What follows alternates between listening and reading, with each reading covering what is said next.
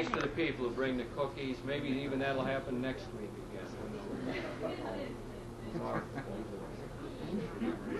We got 100%. Trying to do in that one section was to show the reasonableness of faith in Jesus as God's final spokesman. Show that it's reasonable. I don't think you can prove it like 2 plus 2 is 4, and you can't go up to an objective observer and say, I can prove to you that Jesus is the Son of God. I don't think you can do that. On the other hand, I'm not in a position of saying, well, it's just a leap of faith, as Kierkegaard said. You just believe it and that's it.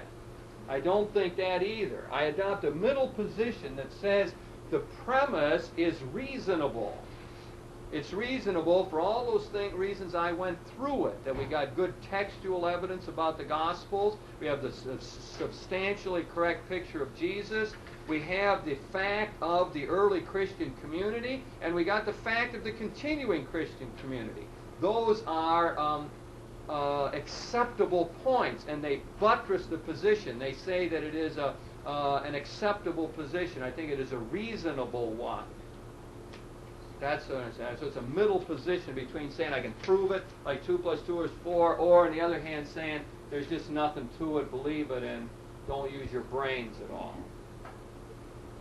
Okay, now where was I? Trying to talk about the teachings of Jesus and his major teachings and what he did. I'm trying to get at, what was he all about? So the major point, and I've blown this because you've got a syllabus to read. I usually ask people what his major metaphor was, major image that he used continuously for his teaching, and clearly, as I have said there, it is the kingdom. His first sermon, when I ask a group like this usually, you won't find one person in a group who will know that. Even if you go all through and say, well, yeah, he taught love, okay, tell me something else he taught, tell me something else, and keep going. You go for 5 minutes, and no one will sit there and say the kingdom or the reign of God. Even though all the parables begin with the reign of God is like, we hear that Sunday after Sunday, and even though the first time Jesus preached a sermon, he came out, and what did he say? He didn't say, love your neighbor.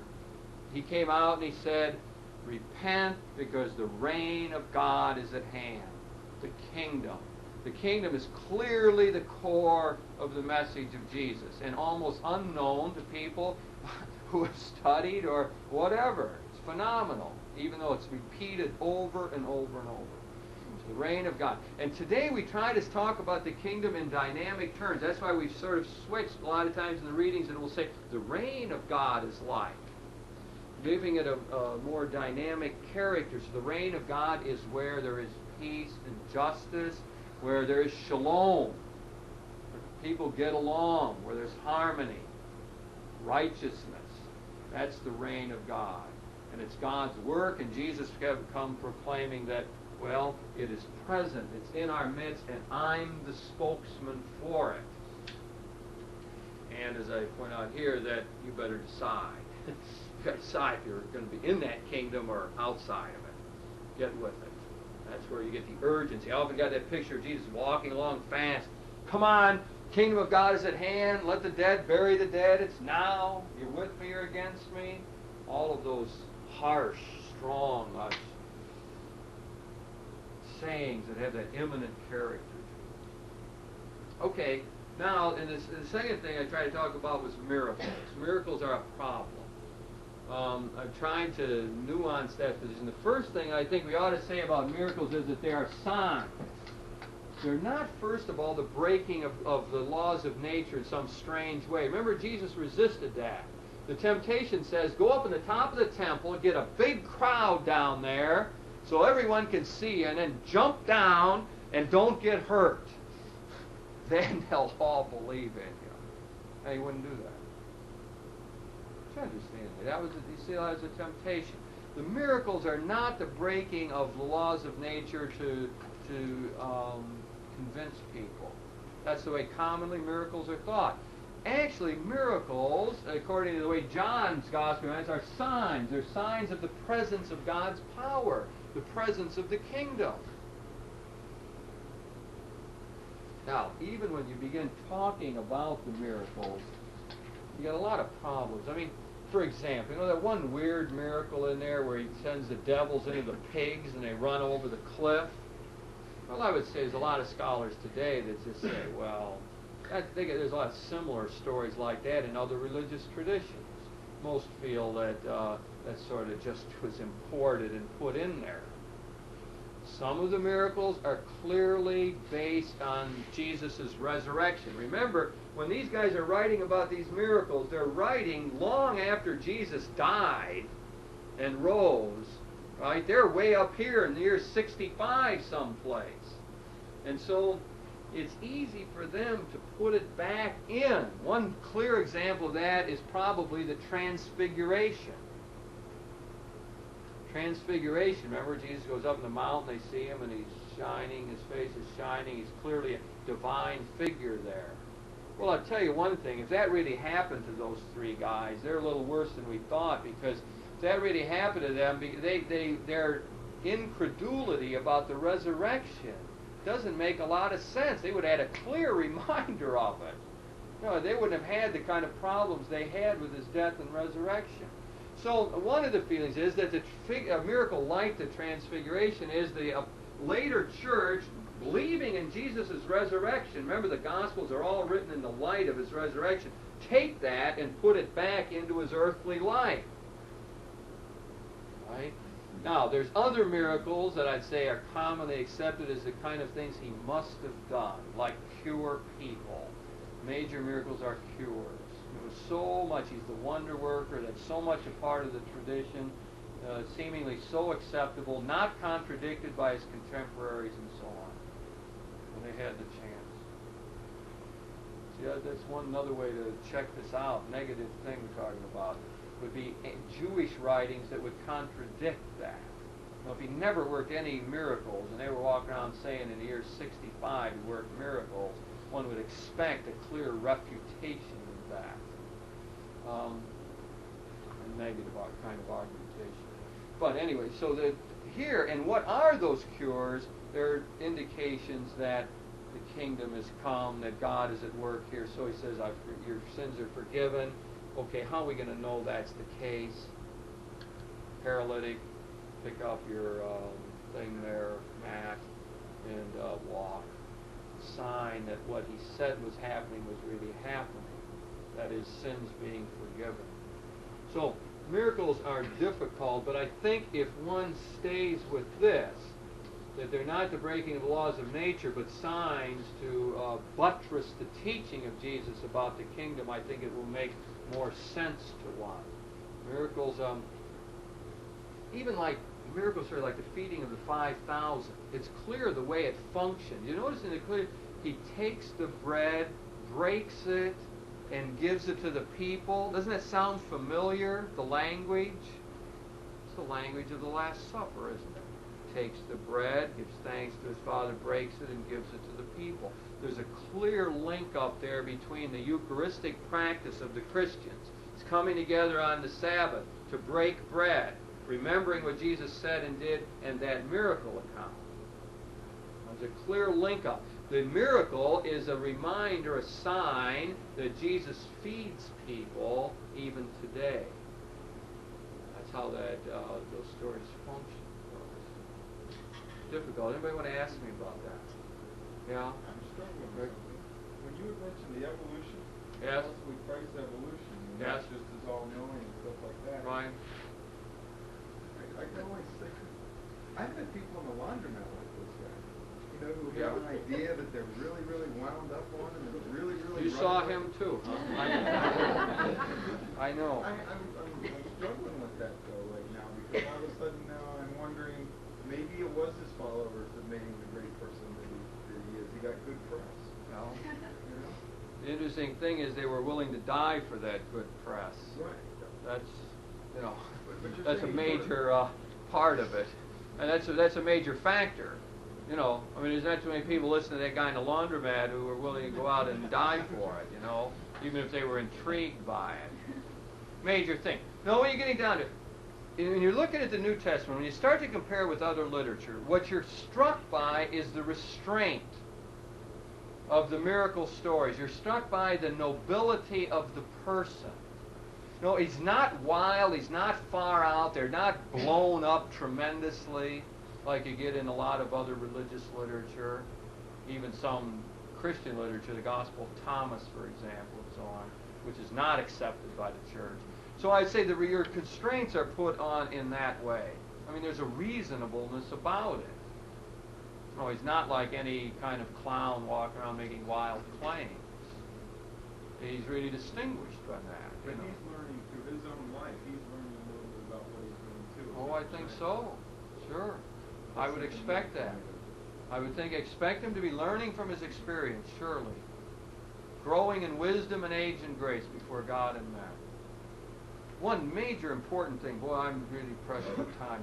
I got to get through this. Mary? No. Isn't it kind of like when someone drives, for one thing, you remember only the good things, but also you tend to embellish the things. You know, remember they were kind, and you start thinking, oh, they were super kind, and you embellish them because it meant so much to you. And not only that, but they did these things on purpose. I mean, the embellishments are there on purpose to teach a lesson, and sort of unabashedly so. They don't care about it. That was their style. They didn't live in that historical objectivity, as we know it, is a modern invention. People were not interested in that, and so you would anticipate going from 4,000 being fed to 5,000. Why not? You know? But even though you grant that, and that's the way the people of the time were, the restraint is remarkable. He didn't feed 1 million, you know. He didn't jump off the pinnacle of the temple. He didn't do things like that. I mean, stop the sun so everybody would really know. These things are, the miracles seem to be open to faith. You notice that? There was one place he couldn't work them. Remember that? His hometown. Why not?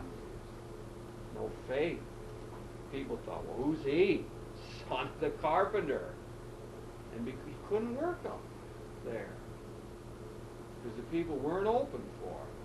So you see, you get the impression of here's a man who's interacting, your experience idea again. He's interacting with the people, and he's talking to them, and he's seeing what kind of faith they have, and it seems as though he's sort of able to touch them to the degree that they're open to it. I won't say that's universally true. You might find some exceptions to that. But that's our general portrait. Your faith has saved you. Go and show yourself to the priest. Your faith has saved you. Couldn't work him in Nazareth. No faith. Okay? So yeah, he's interacting. He's testing, I think, in a way. Seeing what he can do. Of course, all of this is really important to understanding Jesus and what he is all about. Okay, next thing I said, talking about the supreme norm for Jesus is doing the will of God, which is a very individual thing. Got to remember, Jesus is not a Pharisee. He didn't teach 38 laws or even 2,000 laws or whatever. Morality for him was a concrete thing. You have to respond to the situation. You've got to try to do the will of God in whatever situation you find yourself. So if the guy's laying there and the priest walks by and he doesn't help him. The Samaritan walks by, he helps him. He's the one who responded to the concrete need. He did the will of God. And that's not the kind of thing you legislate. He's not a moral lawgiver. Or he's not Moses in that sense. He's very different in his kind of teaching. And then if we're looking for uniqueness about all of this, it is, many people said you're supposed to love others.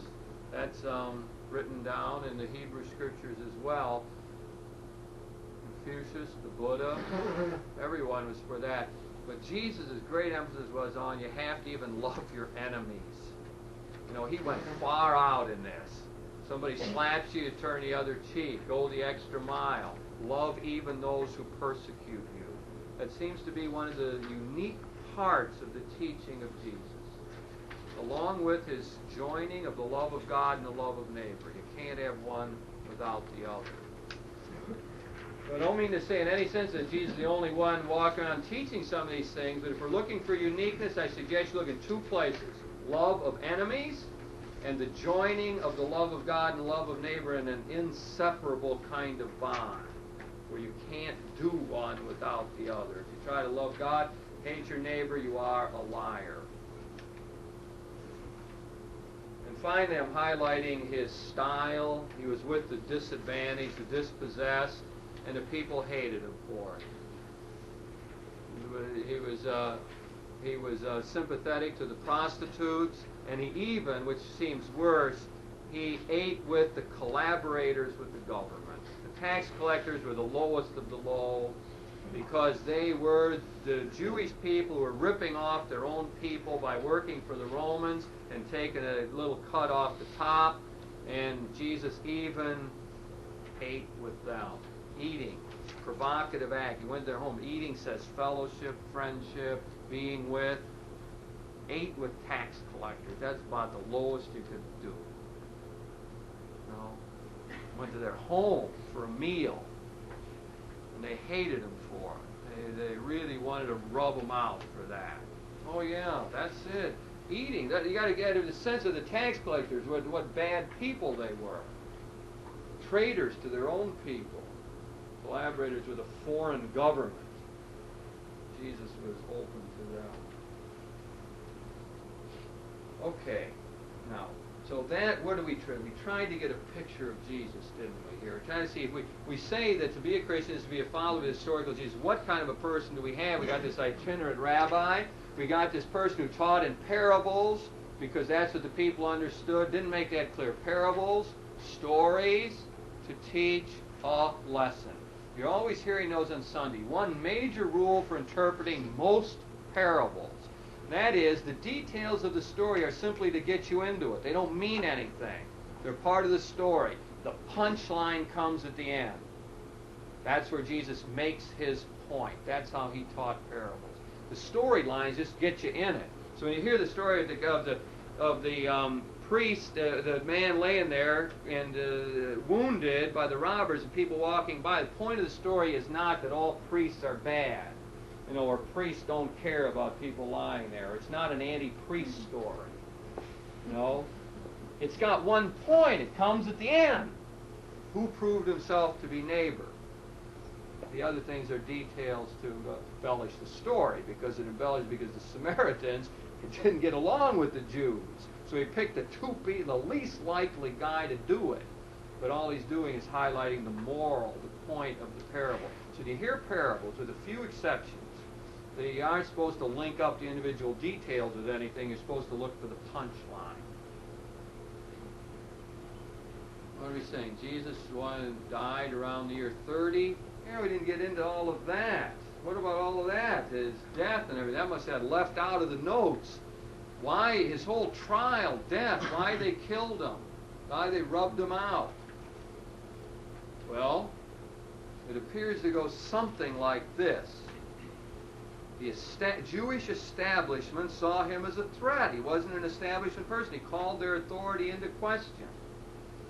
Got a little touchy about that. Now, as long as it was out there in the provinces, that was okay. They didn't care. And his apostles wanted him to stay out there because they weren't going to bother him. But they remembered what happened to John the Baptist. He got rubbed out for doing stuff like this. They knew that. And so they say, let's stay away, man.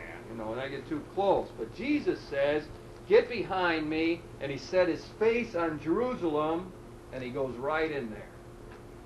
And that's the whole Gospel of Luke, is this story of Jesus setting his face to Jerusalem and going there, inevitably to take on these people who hate him. Now he not only gets in there, he doesn't play it cool at all. He gets in there and he does one of the most provocative possible things he could have done. He goes in and fools around in the temple and throws people out for the way they're acting in the temple. Now he's really on their turf. He's moved into their holy area. And the establishment people don't like that at all. And that's like the final straw. He comes to the big city and makes a splash. He takes them on, and now they're convinced he's got to go. And they bring these charges then against him. They figure they're going to get him on these. He's a blasphemer. He made himself to be God. He's a false Messiah. He's a false teacher. He's misleading the people. He's undercutting the authority. That, in their mind, is what they're upset about. Now, they're an occupied people. They don't have the right to rub them out. You can't kill them. And so they bring in the Roman authorities here, who have the right of capital punishment. But now the charge is changed. Now we have a political charge. It's not a religious charge. Political. Sedition. He's leading the people in a revolt against the established political authority. They're pinning the zealot charge on him, making him to be a zealot. And that is the convincing argument then with the Romans. The Romans see him as a real threat. They didn't like people messing up their nice, neat empire, you know. They wanted everything in order. Pilate knew he was under a lot of pressure. He wasn't too well thought of anyway. Hadn't been doing a bang-up job, and he's trying to keep everything under control. And boy, when they start saying, well, you're no friend of Caesar, they're really on him, getting the most vital, vulnerable point. And so then the decision is made to execute Jesus as a criminal of the state, one who's leading the people in an uprising. You know, they are indeed worried about this whole thing, and so he has to go, and then he is killed as criminals are killed by the crucifixion method. Yes. And they let him make the execution then, because that was Satan, was hideous. Yes, it was, right. A Roman citizen, in fact, could not be executed that way. Yes. That was a save for the real outcasts. And crucifixion, you have to remember, too, was not a strange event. It's not like he's the only one who was ever crucified. You know, that was a common way of dealing with these people. They did it to make an example of them, so that other people wouldn't be around thinking the same weird thoughts about an uprising. So we've got this. You get the picture of what is happening. The religious charges were in many ways true. They really were. I mean, he did speak with that authority, did undercut their authority. What he taught was a clear threat to their position if people took it seriously. The political charge was not true. No, he really was not in favor of violent overthrow of the government. In fact, he spoke against it. So that's when we say he was killed on an unjust charge. That appears to be true. It was not a political revolutionary in that sense. Common date of that is year 30. That's a very disputed point because you don't know whose chronology is correct. Is this in the notes anyplace? No. Yeah, all I got left out somehow. Remember that, despite all of our proofreading. How would the proofreaders know that the whole section is left out? The notes. Anyway, oh yeah, the dating. I mean, to show you how the Gospels disagree, and I got a fuzzy fact that's fuzzy in my mind. This won't come to me. The Synoptics and John disagree on when these last events occurred. One of them, and it won't come to me. One of them has the Passover, the Last Supper occurring on Passover. And the other ones have it the day before Passover. That shows you some of the inconsistencies that are in the Gospel. It also shows you how they use their material freely. Of course, all of them knew what day it was, but they simply didn't care about it. You know, they used it for their own purposes. So that, I think isn't it John that has it the day before, and the feeling is that he's got the right date, and that the other three synoptics put it on Passover because they want to link up the Last Supper with the Passover. So anyway, if you take John's dating of it, then you end up with Jesus being crucified in the year 30. If that's if the Last Supper occurred the day before Passover. But I say that to give you some feel for the kind of problems involved in understanding the Gospels and how you don't have pure biography. You have people adjusting the material to make a theological point. That's a clear example. They want to link Last Supper with Passover meal, and so they put it on the Passover day. I mean, it doesn't bother them. It would bother us today to say that, but for them, no. Okay, now in the fourth section of all of this, to keep our sequence in mind, I'm saying we begin with the fact that many of us are Christians. We have to say why we're Christians. We have to be able to give a vindication for it. Then we have to know who this guy is that we're following, what he was like, what he taught, how he taught the law of love, and so on. Then we have to be able to explain it. We got to be able to say to people, well, what does this all about? And that's what we have called throughout all history Christology, the study of Christ. It's trying to make sense out of who Christ is. So Christians have always felt the need to explain that. Okay? That brings us to where this last section. And the sequence, again, is important. I hope you're sort of following it. The only way it becomes real for me is to think of myself, well, I'm a Christian, okay. What does that mean? I got to be dedicated to Jesus. Why do I really accept him at all? Well, because the Gospels are substantially true, and it seems to make sense. It's a reasonable position. And who was he? Got this picture of him now. Now, someone asked me, well, how can he be God and man? Or how are you going to explain him? Or what's this resurrection or redemption all about? Now I have to launch into that. Now, first thing that I tried to do was look at the New Testament here and see how the various ways that they saw Jesus. So right within the New Testament you already have theology. There's what we call a theology of John, a theology of Paul. Each one of them took a different aspect of Jesus and highlighted it. They all brought out some different part of his character to fit in with their message and to fit in with their own understanding. So as I say here, for Paul, Jesus is the new Adam. Adam brought sin and death into the world. Jesus, the new Adam, brings life. That's Paul always playing out that theme. Q, what's that? Q. What? What does Q stand for? The lost document. The lost document. That's why that's there. Q, the source of sayings of Jesus. Thank you. Jesus is the Son of Man who is the fulfillment of Jesus' hopes of the end times. Okay. Now in Mark, you know, Jesus is the hidden Son of God. It's an important thing in here about all the synoptics. You know, in the synoptics, Jesus is not walking around all the time saying, I'm God. You know where we get that idea? That's from John's Gospel, written in 96. It's in John where you get all those things. The Father and I are one. Right? Before Abraham was, I am. All those things that sound so lofty. In the synoptics, you don't have that picture. He's pretty ordinary, you know, walking around, he's working miracles now and then, but he's hiding it. Don't tell anybody. It's called the secret in Mark. After a miracle, don't tell anybody. Keep it quiet, you know. Let's not spread this. Let's not do anything spectacular. You know, he doesn't want to be called the Son of God or anything. He's hidden in Mark. No, it's not. This doesn't come out. It's only at the end. See, there's two climaxes in Mark's Gospel. Mark's Gospel is the simplest one there is, but it builds. It builds up. The first half of it's going along. You're trying to figure out, who is this Jesus? And finally it comes down. Peter says, Peter, who am I? Who do you say I am? You are the Messiah.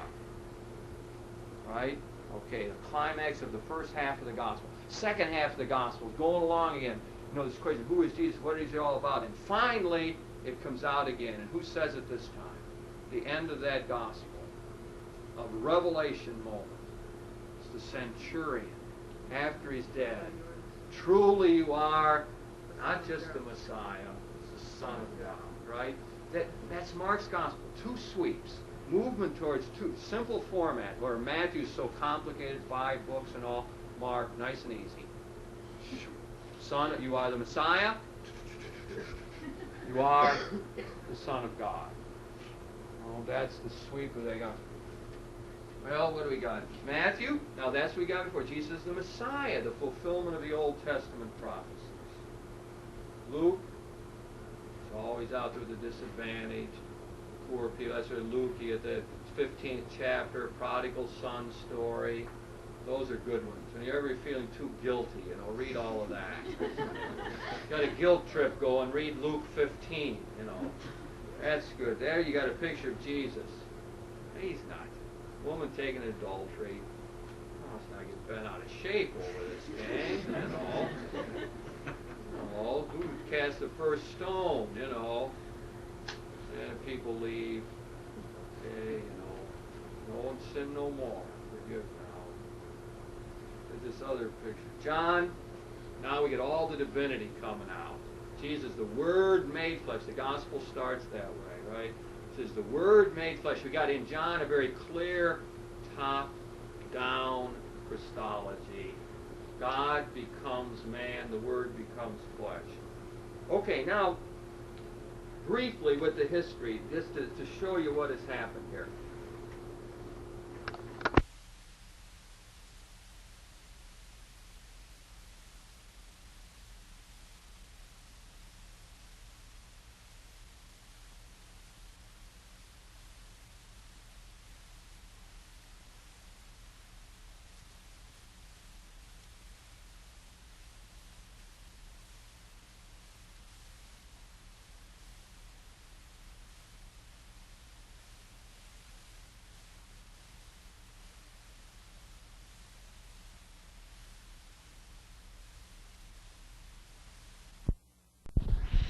Okay, why don't we get started here on the third class on dealing with Christ. Let me start by trying to place us in context of where we've been. This is the third class in a series of 7, and it's supposed to be building a rather organic understanding of Christianity. It is, we began with the broadest kinds of religious notions of asking who are we, what kind of people we are, what's the essence of what we're about, our nature, our purpose, and so on. We tried to arrive at the conclusion that we were religious creatures. And then we tried to say that we are people who are oriented to mystery, and that this mystery is gracious or on our side or with us, is trustworthy in one way or another, that we can speak to the mystery that surrounds us. We call that mystery God, the gracious one. And so that is to establish a theistic position. And now the question that stands behind tonight in one sense is, does that mystery that surrounds us, that we think is gracious, does it remain remote or not, distant, or does it come into personal relationship with us? That would be one way of posing the question. Is the mystery aloof, far off, or is it close and personal? You could pose the question in terms of suffering. That's something we didn't get to last time, I suppose, was the idea of human suffering. That is one of the great problem, in a sense, with faith. One of the shaping influences in my own life, I suppose, was going through Dachau as a tourist. I mean, I've never forgotten that the Holocaust, the horrible suffering connected with that. I suppose in my own work, I just came back from the hospital visiting a lady there who's, very bad shape and so on. And, it seems in my work I see suffering like that over and over. There's monumental suffering like the Holocaust or the nuclear threat as we're getting it today with the news from Russia and so on. Many people are afraid of that. And then there's the more personal suffering of a loved one who dies, or people we care about who are in great pain and so on. So that raises another kind of question. Is there any way to deal with suffering? Is there any way to handle it, any way to manage that, any framework in which we can look at that? That also stands behind the question of who Jesus Christ is, because the great claim is that he has something to do with handling human suffering. You could begin the whole question still another way, with the fact of Christianity, with the fact that we got all these people running around the world saying they are Christians 2,000 years after Jesus lived. could start with the fact that a lot of people in the room here call themselves Christians and have sort of bet their lives on Jesus Christ. So that you could say, well, what do we make of that? How do you explain that? What sense can you make of that kind of commitment to Jesus of Nazareth? You could look at it culturally. You could say the Sistine Chapel, for example, great work of art. All of the Christian expressions of culture that we have, Bach's Passions, the tremendous flowering of culture that we saw in the Renaissance, for example. There's so many different things. You could say, well, what's behind that culture? How could a man who lived 2,000 years ago spawn such a tremendous cultural effect as that? Well, those would be some of the kinds of ways into the question of Jesus Christ, the Christological question that could stand behind it. It's an attempt to deal with the question of suffering, of meaning, of culture, and so on. I suppose still another way I could pose it is to say to Christian people, well, who do you say that I am?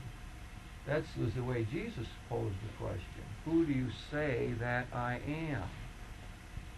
So that it becomes a personal question. Well, what do I think about Jesus of Nazareth? And in a sense, any serious thinking person in our culture today would have to ask that question sooner or later, because he's such a dominant figure. Who is this guy, Jesus? And how could he be so influential? What does he have to tell me about my life? So maybe that's a way to say it. Who do you say that I am? Well, let me stop there and see if anybody wants to respond to that at all. Are there any of those forms of the question that make sense to you? I'd like to leave this wide open. Do people want to say something about who Jesus is for them, or how you conceive of him, what image you have of him? I'd just like to get any kind of broad feedback to the preliminary remarks that I made there. It's wide open.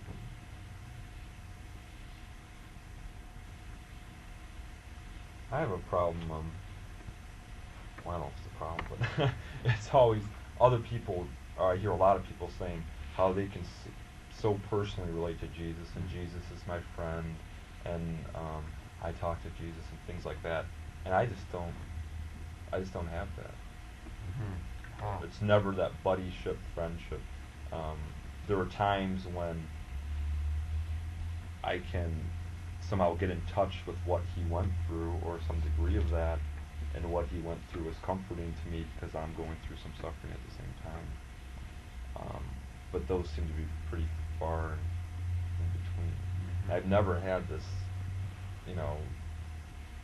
Jesus is my buddy or my friend. Does that bother you? Well, it bothers me in the sense that that other people have that, and what am I missing? It depends on. I mean, they may say that, but when I talk to God, I don't consider him talking back to me, but I'm almost saying what I think he'd say back to me. I'm like correcting myself. Well, he knows that. Why do I keep saying these things? I say, no, I don't mean to do that, but I did mean to do it. Those kind of things. But I know the type of people you're talking about. I don't. It doesn't make me jealous or anything. But like sometimes I wonder if it isn't said to say, hey, I can talk like this, you can't. So is your God different than mine? I don't know. I don't mean to be like that, but sometimes I get that impression from people. It's. I guess we were talking about that last time. You can different people pray to different the spirits, the God, or the Father, or Jesus. I guess mine is more linked with the Spirit.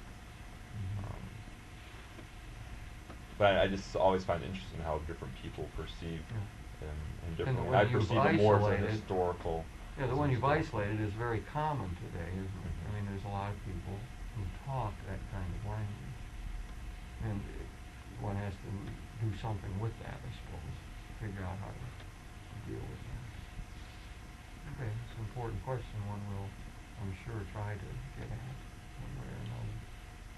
That's good. This is wide open. Any kind of either problems, questions, observations about Jesus of Nazareth? No. I always try to refer to the Bible. and try to have directions to my life From the according Bible. to Christ's life, according to Mm-hmm. whatever he taught. That's all. Mm-hmm. So that becomes your link to Jesus, the Bible, the New Testament, especially the Gospels. New Testament. Yes. Mm-hmm. That's how I can see Jesus. Yeah. Who lived a long time ago, and you don't say hello to as you're walking down the street. I try to get directions for my life. From that, yeah. Mm-hmm. There's a heavy ethical sense in what you're saying there. You know, the Bible is guidance for life, right? On how to live life. In a way, Mm-hmm. that's one point. Yeah. For sure, there's too many other points. Yes, but and an there's- important one, yeah. Okay, good. It corresponds to a model of Jesus as an ethical teacher, okay?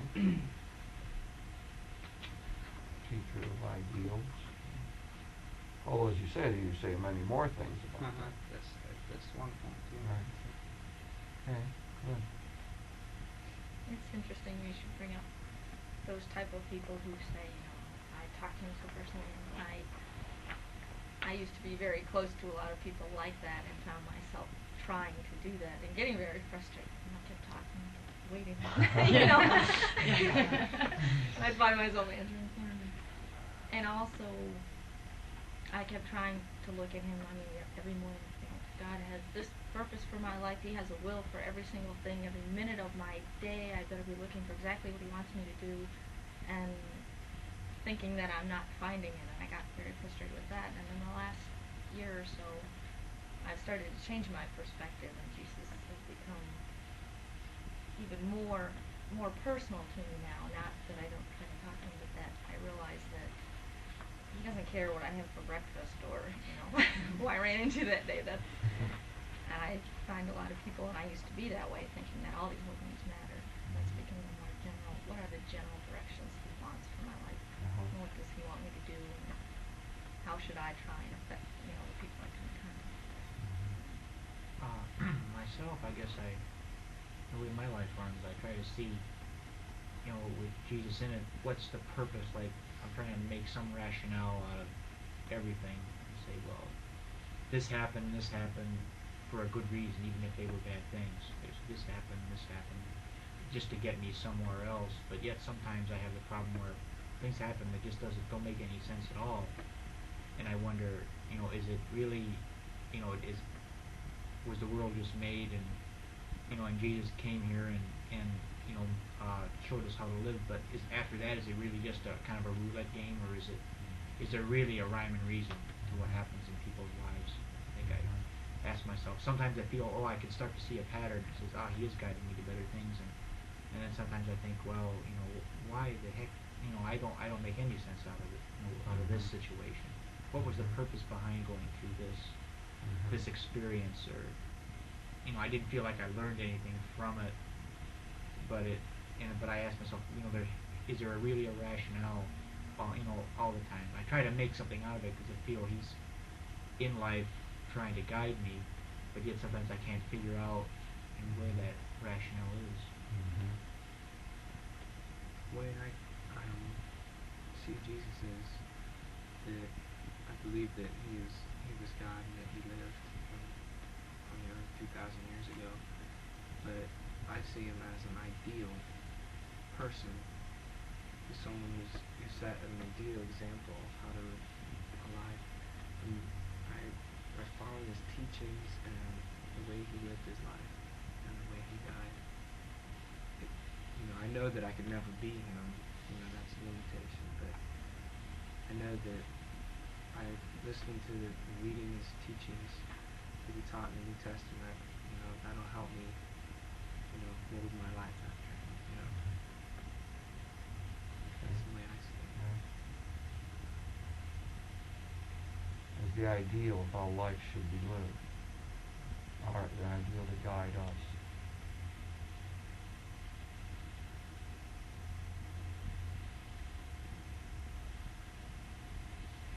Okay, anybody else? This is wide open to like doubts or problems or. I have a problem with the Bible.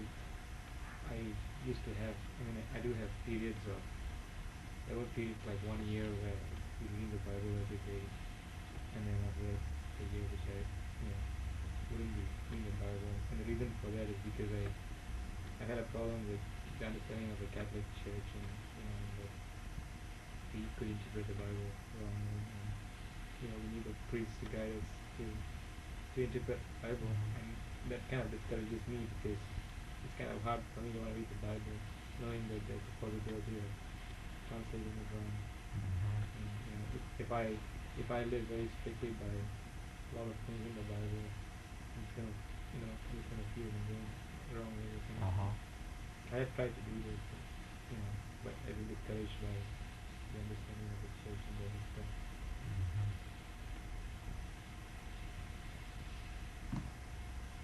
Well, let me try to work out some ideas here on Christ, and maybe we'll get some light thrown on some of these things, and maybe I can draw in some of the things that have been said. We've got the whole question of the Bible here and the New Testament that I think has to be dealt with in some ways. We have, I think, a sort of a dominant feeling here that Christianity has to do with Christ, with that commitment to Christ. One of the ways I like to say that is that Christianity is not just a philosophy of life, but it is a commitment to a person. And that distinguishes it like something different from Hinduism, for example, which is sort of a general philosophy you could follow. Christianity isn't that. It is an historical religion. It's based on a person who lived in commitment to that Christ. And I noticed that came up in a lot of the comments. He's the ideal. He gives me guidance for my life. Does he speak to me or doesn't he? Do I follow him through in my day and so on? So that I think is a notion that needs to be affirmed, that we see prevalent here already. And we're right on track in that, I think. It is an historical religion. It amounts to commitment to Christ. It's the notion that we can sort of bet our life on Christ. That phrase I like these days as a way of saying what the Bible's claim is and what the claim of Christianity is today, that we can bet our life on this person, Jesus of Nazareth, on following his way. Now, you get the kind of thing Gerard brought up is really a question of interpretation then, of how we can get at this Jesus. And before we had to comment that, well, we get at Jesus through the New Testament. Now, we have to recognize, if in any kind of critical study, that represents problems. The problem that's represented is that the Gospels that we get our main idea of Jesus are written much later, like around 70, or for Mark, or in the 80s for Matthew and Luke, and in the 90s for John. And as most scholars would say today, they're not written by eyewitnesses, and they are biased documents.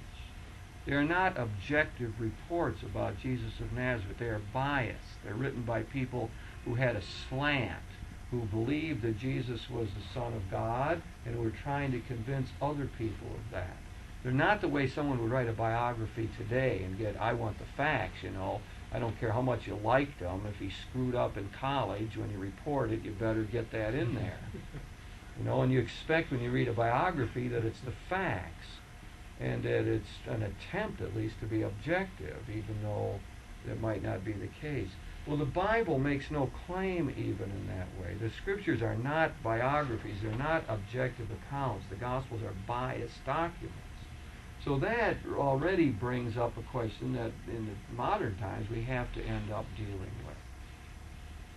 The other thing is that when you look at the New Testament, you do get some different viewpoints of Jesus. John's Gospel really is quite a bit different than the other three.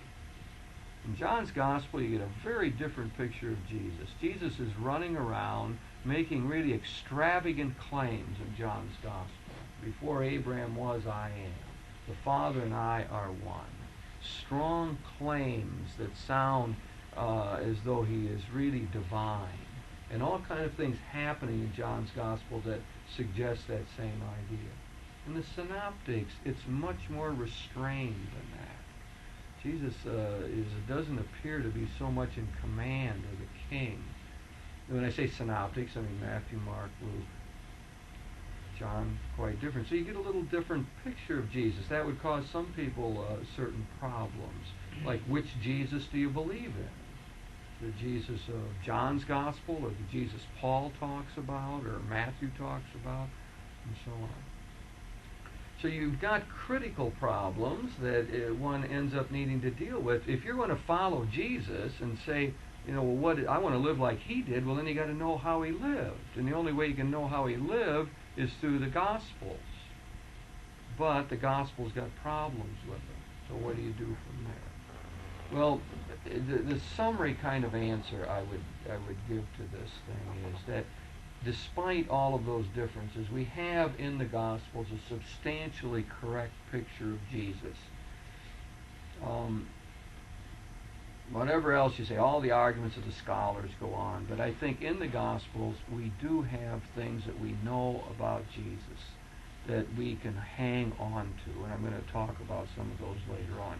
Fundamentally, that Jesus spoke with authority, that he worked miracles, that he spoke in the parables, and he claimed authority, and that most important of all, that he made a decisive difference on the people he met.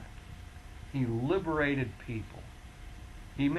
People were not neutral about Jesus. They either hated him and wanted to kill him, or they followed him and said, he saved me. And for his followers, the people who are on his side, they felt better about themselves. They were liberated. They were freed up. They got over their inhibitions. They got over their fears and anxieties. They learned how to deal with suffering. They became courageous people. They made a difference in the world. He freed them up. He liberated them. And that's the substantial claim of the Scriptures, that this Jesus that we encountered has saved us. He's made life different for us. He's made us new people. And that's a really vital thing to see about what the New Testament is all about. Now, I'm just going to say a few words about explaining how we got those Gospels, because I think it's important at least to have heard it once around and to have some general sense of it. Jesus lived and died. He was probably born about the year 6 B.C. and died probably in the year 30 A.D., somewhere around there. Now, after his death, he walked around and for about a year and a half and functioned as a rabbi and taught people and so on, died under Pontius Pilate. Now, after he died, his disciples, after a brief period of being all bent out of shape and thinking everything was down the drain, come back strong, and they're inspirited people and they're living this out. They go about their business. They continue to live as good Jews for the most part. They continue going to the synagogue. But when they gather, they talk about Jesus, and they get together and they remember his resurrection. They talk about his death, and then a problem comes up. They say, "Well, what are we going to do? Are we going to let people get divorced or not in this group?" And somebody says, "Well, I remember when he said." At one time, he said, you're not supposed to get divorced. So we're not going to have that. So they would remember what he said. And then some of them wanted to go out and tell other people about it. And then they would go out and preach. And the great people would preach, and their sermons would get sort of stylized and set form. And other people would preach in the same way. And then when they would go preach in different places, like in Rome or in Antioch, they would do it in a little different way. This is what we call the oral period. Now, after the oral period, or during the oral period, I should say, some of this material gets formed into set blocks, like they keep telling the same parables over and over to solve the same problems, wherever they would appear. Now eventually, and the first time this would have happened is in around the year 70, give or take a couple years. That's a pivotal date, 70. That's the destruction of Jerusalem.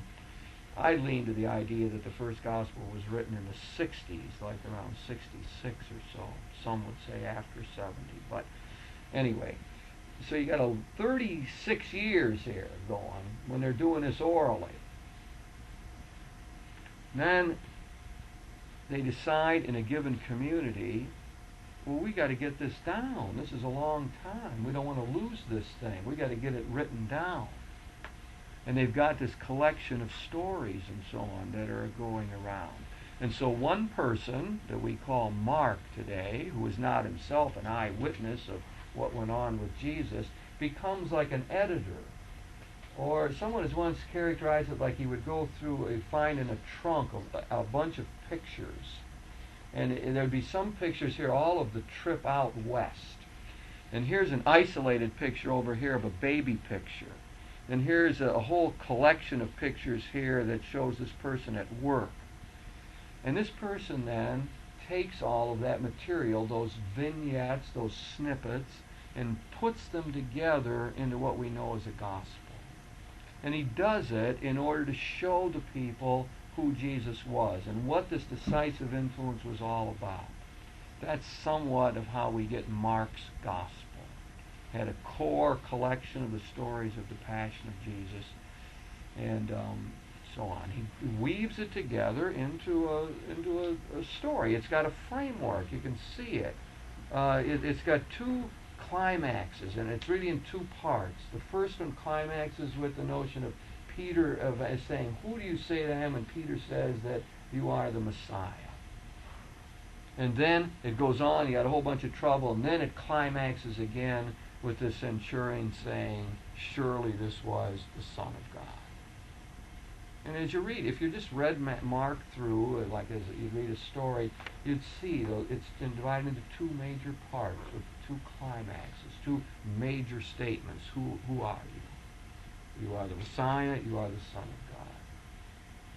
Then, what happens then in about the 80s, you got two other communities, Luke and Matthew, and they decide that they would need to get this written down for their people because they got certain other problems to deal with. Matthew's community is a mixed Jewish, Christian, Jewish and Gentile background. He's got to keep them together, keep them unified. So he decides he's going to write a gospel. Now he doesn't start from scratch because he's got Mark's gospel in front of him. So he takes Mark's gospel as sort of a basis and collects a number of other stories that he knows, and he writes his gospel. Over in another part of the world is Luke. He's also not an eyewitness, and he's going to write his gospel. He's got Mark in front of him too, and he follows a lot of what Mark says. But he slants it and changes parts of it to get his message across to his Gentile audience. Now there's one problem with all of that. And there's a hypothesis you have to throw out because that's what accounts for the fact that these three Gospels are so similar and yet different. You put them in columns, side by side, and they come out, they're almost the same, but then there'll be slight differences. Now how do you get word for word sameness unless you got a written source? That's one of the reasons they hypothesize like this. But then there's also things in Matthew and Luke that are not in Mark. Famous things like the Lord's Prayer, the great sermon either on the mountain as Matthew has it or on the plain as Luke has it, and a couple of miracle stories. Not in Mark at all. Now where'd they get that? Where'd they get that material? And the common idea is that there was another written source that they call Q, the Q source that we don't have. It'd be neat if we find it one of these days. that they had and used in order to write their gospel. That's the general theory of how we ended up with those synoptic gospels. And that's why they're the same and yet different. They're the same because they had a common source. They're different because each author had a theological slant. He had a different way of seeing who Jesus was and wanted to tell us about it. John's Gospel was written later, and it's sort of an independent tradition. Very different theological slant entirely from the other ones. Now, what that tells you something about understanding of Jesus. He made this decisive impact on people. There's no doubt. He freed people up, made life look better for them, made them courageous. No doubt about that. But when each one of them saw Jesus, they saw something else. They saw a different slant. So there are different theologies of Christ already in the New Testament. It's not like there's one substantial picture of Christ and that's it. No, there's many ways of looking at Jesus. For example, Paul. He wrote too. He even wrote before the Gospels. He wrote in the early 50s, much closer to Jesus, Paul. It's important to remember the epistles of Paul are written much before the Gospels. And Paul, he doesn't say anything about Jesus' parables, about his miracles. He's got one idea of Jesus. I preach Jesus Christ and him crucified. This Jesus who's crucified has been raised to life. He's got a very narrow picture, and his idea of Jesus is the new Adam. Just as the old Adam brought sin and death into the world, so Jesus brings newness, new life. He's the new Adam. And he makes things new for all of us. We are new beings, new creatures, because of what Jesus did for us. Mark. Jesus in Mark is the hidden Messiah. Did you ever notice a characteristic of Mark's gospel? That when Jesus works a miracle, very often he says, don't tell anybody. And they go out and tell it. Common thing. Don't tell anybody. For Mark's community, see, the authors of the Gospels always had a slant in mind. They had a problem they're dealing with. One of Mark's problems was in his community, the people were all sitting around waiting for miracles, and they weren't doing their job. They weren't working. They weren't functioning. They weren't taking responsibility for themselves. They're waiting, let God do it. God will work miracles. Jesus worked miracles. And so what Mark wanted to show them was wrong. Jesus is a hidden Messiah. He's a suffering Messiah. He's not going to come right out there up front and work a miracle for you. Thus, one of the devices he used was always Jesus worked a miracle and says, don't tell anybody. In other words, Mark is telling his people, let's play this down, folks. Let's get on with taking personal responsibility. So who is Jesus? He's the hidden Messiah. Matthew had a mixed community of Gentile converts to Christianity and Jewish converts. He had to hold the community together.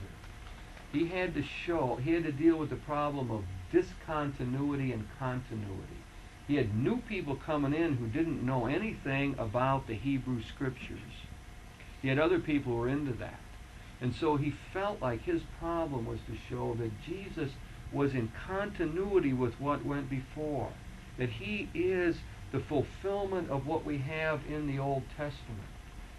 Interesting thing, Matthew's the only one who says this. After Jesus is born, what happens? He goes down to Egypt. He's got to flee, and he goes to Egypt. And then it's time, a dream comes to bring him back, and what is said? God calls Jesus back like he called Israel of old out of the Exodus. See, what's he showing us? Jesus is the new Israel. That's continuity. Is Jesus born in Bethlehem? There's no indication that Jesus would have been born in Bethlehem. In all likelihood, he wasn't born in Bethlehem. But he tells us that in order to show us that Jesus is the son of David. He comes from David's city. David's city. So he's got a slant. His idea is that Jesus is the Messiah. He is the new Moses, the new Israel, the son of David, the suffering servant. All those themes that were in the Jewish mind, Jesus fulfills all of those things. Matthew even distorts the scriptures to do that. In the prophet Micah, it said Bethlehem was nothing, is zero. And what does Matthew say? Bethlehem, not the least. You know, he exactly distorts the meaning of Micah. He knew what Micah said. But he turns it around. That's part of showing you that the Gospels are not objective, they're biased. Biased accounts. So Matthew distorts the Scriptures to show us that Jesus is the new David, the son of David. Luke's Gospel. Luke is writing to Gentiles now. It's a new world. Luke is interested in showing Jesus in his humanity. It's in Luke's Gospel that Jesus comes across as being so compassionate.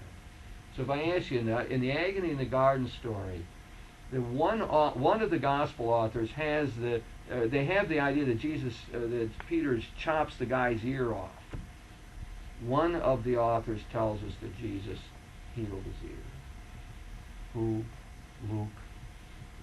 Luke, he's interested in showing Jesus is the compassionate one. Where do we get the prodigal son story? Luke. God is merciful like that. Luke shows Jesus to be the universal man, the one who's on top of things, the one who's the full flowering of humanity, kind of person we'd like to be. So if one is looking for ideals about how to live, we'd probably turn to Luke's Gospel. And in John's Gospel, what do we get there? Jesus is the King, the Son of God, the Word made flesh. Before Abraham was, I am. Again, to show you how this is slanted in John's Gospel. Agony in the garden again. I don't know why I'm picking on that, but it's instructive. In one Gospel, when the people come to get Jesus, Jesus speaks a word to them and they all fall over. Whose Gospel? John. It's obvious. Because John wants to show Jesus is the King. So you see, each of the evangelists slants the material, gives us a particular aspect of the gospel story in order to show us who Jesus was. Right within the New Testament, in other words, there is theology. There's interpretation of Jesus. But what stands behind it is the conviction that he was the Savior, the final prophet, the one who made a difference in their lives and continued to make a difference in their community, seen from different angles. Let me stop there with it and see if we have questions about that. Yeah. I have a question. Doesn't one of the Gospels, I think, say about when Jesus was on the cross and had the thieves on either side? The general story is that one, one on his right repented and the one on his left did not. I heard, during some readings of the Passion that one author said, I guess they both taunted him, and I wondered which one was which. I got them mixed up. Which Gospel said that they, both taunted him? Well, I'm not recalling the detail right now, Tim. With that, the important element in the story and the reason it's in there is the punchline that this day you will be with me in heaven. The details escaping me, but the overall meaning of that, I should have brought a gospel harmony with me. That's how you find those things quickly, because they got the gospels side by side, and you can compare them. That's a very valuable thing to have. Anyone who's into scripture says you call them gospel harmonies, and they print them side by side in 4 columns, and that really brings out to you the similarities and the differences, so you can check that very quickly. I just wondered, what the purpose was probably for one author putting that in and one author leaving it out. The idea is to lead up to the punchline that this day you will be with me in paradise. The forgiveness, again, the compassion. My guess is that whole thing comes from Luke's Gospel. I wasn't sure. I'll check that out and but find out. We could check that easily. Anything? You were saying about Jesus last Passover. I spoke to my son the other day. He said his son was religious. Yes. I'm wondering whether the Bible threw any light on it. So what's the last? Yeah, the final prophet, yeah. I've been using the phrase the final prophet in the sense of the definitive prophet, not chronologically, but the definitive prophet, the one who has spoken the final word that will never be overturned. And of course, that's what distinguishes out from the Muslims, right? I mean, for us, Jesus is the absolute Savior, the final prophet. Not chronologically, because I have no problem with saying that Muhammad was a prophet. In fact, I think we should say that. I believe that Muhammad, who died in 632, that's like a long time after Jesus, he was a great man, and he really upgraded the quality of life in his society. It taught a universal message of surrender to Allah. And Muhammad was a great man. But he had no claim to being divine. He was God's messenger in Islam. And of course, that's when we had the Christian-Muslim dialogue. I mean, they were very upset with me when I was saying Jesus was the final prophet. It is not a chronological statement. You understand? It's not a statement of time. In time, Muhammad comes after Jesus. But in terms of the definitive message of having the fullest insight into who God was, of bringing us the fullness of God's revelation, that's our claim. That's what we mean by saying Christ is the absolute Savior. And of course, they say the same thing, that Jesus was a prophet, but Muhammad was the greater prophet, the later messenger. Yeah, the way he said it was that they believed that the last prophet was the closest to God. And That's right. After Muhammad, they didn't have any record of any other prophet, so they believe that he's the son of God. That's right. So Well, they don't believe he's the Son of God. See, there's a difference. We Christians claim that Jesus Christ is the Son of God, that he is divine, that he's the Savior. In Islam, Muhammad is the messenger of Allah. No thought of him being divine. No idea of a divinity. No claim to divinity. That's a distinctive thing about Christianity, is the claim to resurrection and the claim to divinity. That is, it's not a claim in Islam at all. Yeah. Christ, according to us as Christians, we're waiting the becoming of Christ, right? The completion of Christ's work we're waiting for, yeah. He would come again. Yeah. You got to be careful with that language. Is there a further, is that the question, or is there a further point to it? No, that's Okay. My language for saying that is not that he will come back again, because it implies he left. And what the meaning of the resurrection is, that Jesus Christ is with us always.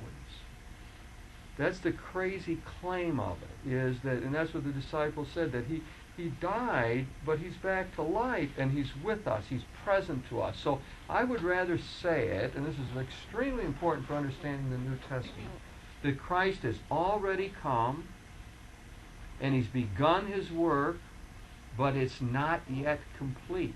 It will be complete only at the end time, at the end of history. And that's the general outlook under which the whole New Testament is written. Salvation is already here, grace is here, the kingdom's being built now, but it's not yet complete. So I like the language completion rather than return again, which implies that he's gone. the point I was trying to make, Father, is how can we take Muhammad as being a prophet of God, we as Christians, while I don't know, the way I understand it is we're still expecting Christ. Christ still living with us. He is living with us now. That's a very good question. Did he mention anything, about any prophet coming after him? No, there is no sense of that in the New Testament. There's no sense of a prophet coming after him. Well, it's the same.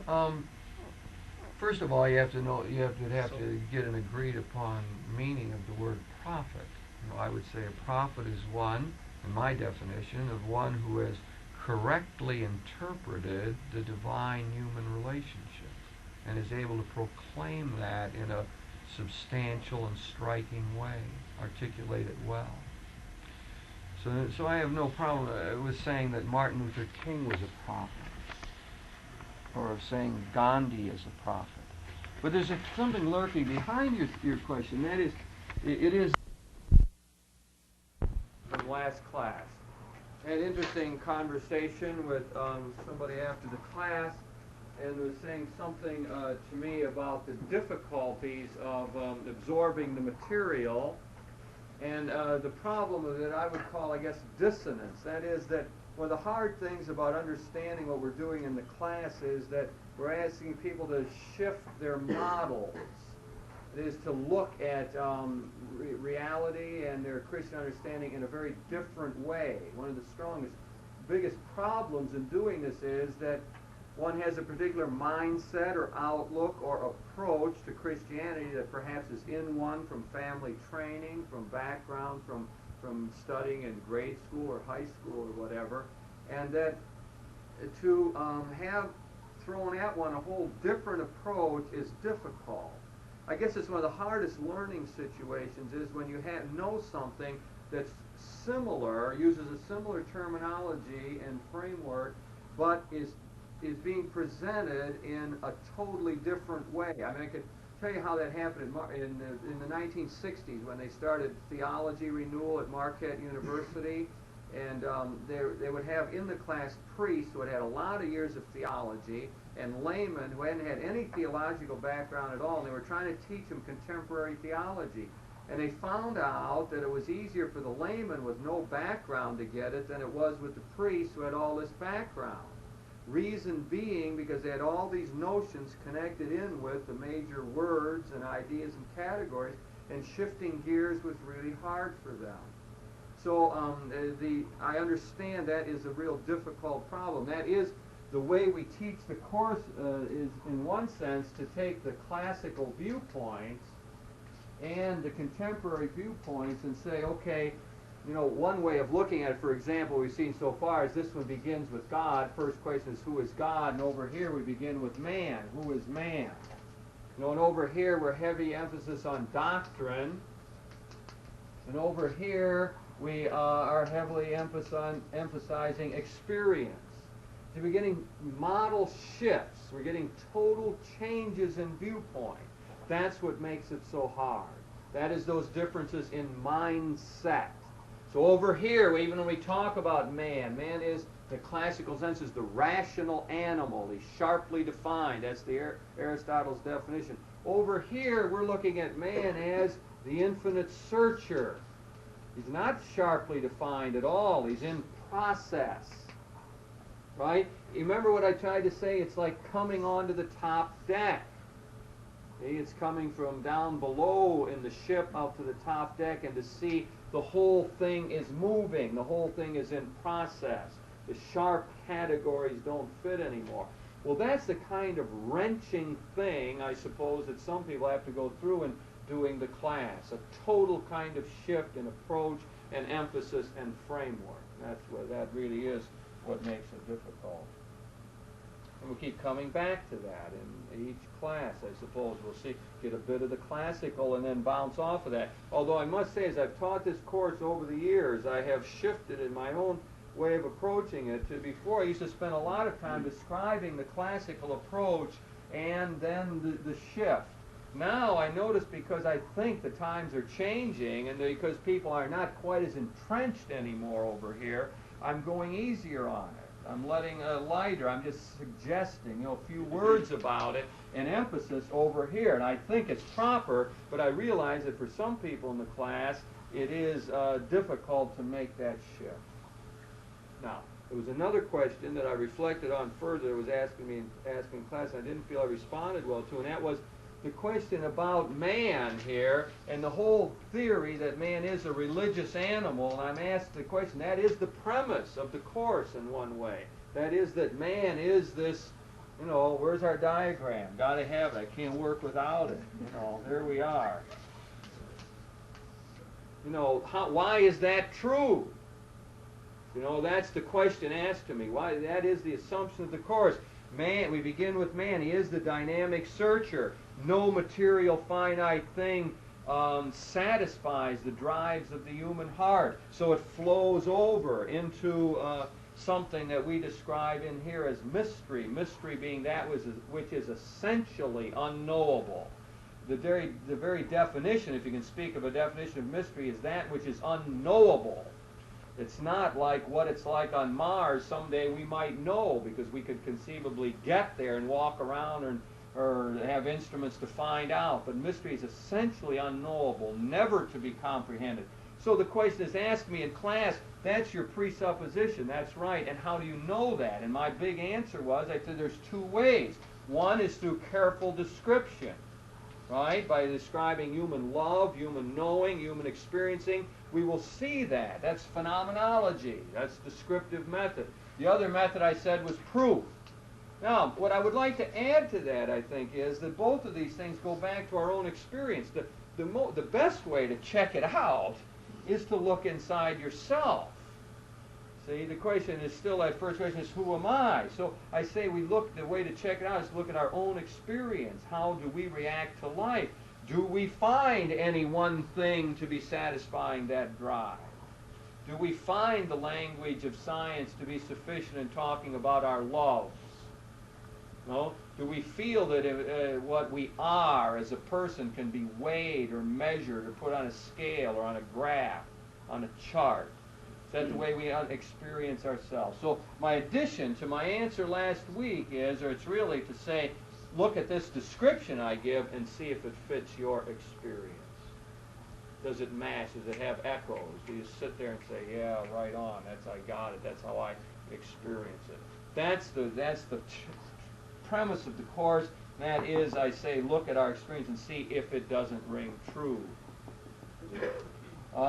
Now, then the other thing we saw in the class, and just to complete the wrap-up of the afterthoughts here, is that what we're saying then in the second class is that this horizon, this backdrop, this infinite towards which we move is gracious, can be trusted, life can be trusted, and that is to adopt a theistic position. So far in 2 classes we got this. We've established what I call a religious position. That is, man is indeed this kind of creature here. And we've established also a theistic position. That means that this infinite horizon or backdrop can be trusted, is gracious, is personal, we can enter into relationship to it. It is both the source of our drive, our longings, and the goal towards which they move. So that my 2 favorite words in talking about God are source and goal. God's the source of all that we are and have. Source of our very being. God is the goal towards whom we move. He's the source of meaning, the goal that satisfies the longings of the heart. My 2 favorite words in talking about God. Okay, that brings us up now to the class tonight. So we're up to the position now of saying, well, what do we know about that gracious mystery? Does that gracious mystery remain remote, off there someplace so we can't get a hold of it? Does it remain totally incomprehensible in every way? See? Or does the gracious mystery draw near to us? Does the gracious mystery speak? Does the gracious mystery somehow reveal itself to us? Tell us who or what it is? What is it about? Now, you see, the world's religious traditions have different answers to that. The Buddhists would say, in some sense, the Buddha tells us what is ultimate about life. What is most important, right? And from this point on, we could go in a number of directions. We could teach a course on Hinduism from this point, Buddhism, Islam. But this is, of course, in Christian theology, so we now diverge from those. We move in our own direction, and we come to the point of saying now, or trying to establish, that the gracious mystery, as a matter of fact, has drawn near in the person of Jesus of Nazareth. That the gracious mystery has spoken to us in the person of the one we call the Christ. See, now we get a distinctively Christian position. Now, it is difficult to know how to organize the material in this class, but what I have chosen after a lot of thought and trying to work this out in various ways is that the real starting point is the fact of Christianity today. The fact that there's people walking around who are Christians, and the fact that there's probably a lot of people in this room who would call themselves Christians as well. So I want to start with that fact. Then I want to try to look at, well, how does one justify that fact? I mean, how if we say, people say they're Christians, well, what is it based on? Then I want to say something about this Jesus of Nazareth. And then I want to say, how do we explain this faith that we have in Jesus? So there's really 4 parts to what I want to do, which is clearly outlined on the syllabus. And again, I'm not diverting from that. This is unusual about this course. I almost never follow the syllabus I make out for anything, but I've made it out so recently that it's still my own framework at the moment. It's where I'm at. So I'm still in the same thing. You can trust the syllabus for the framework. So, important. I'm starting with the Christian fact, okay?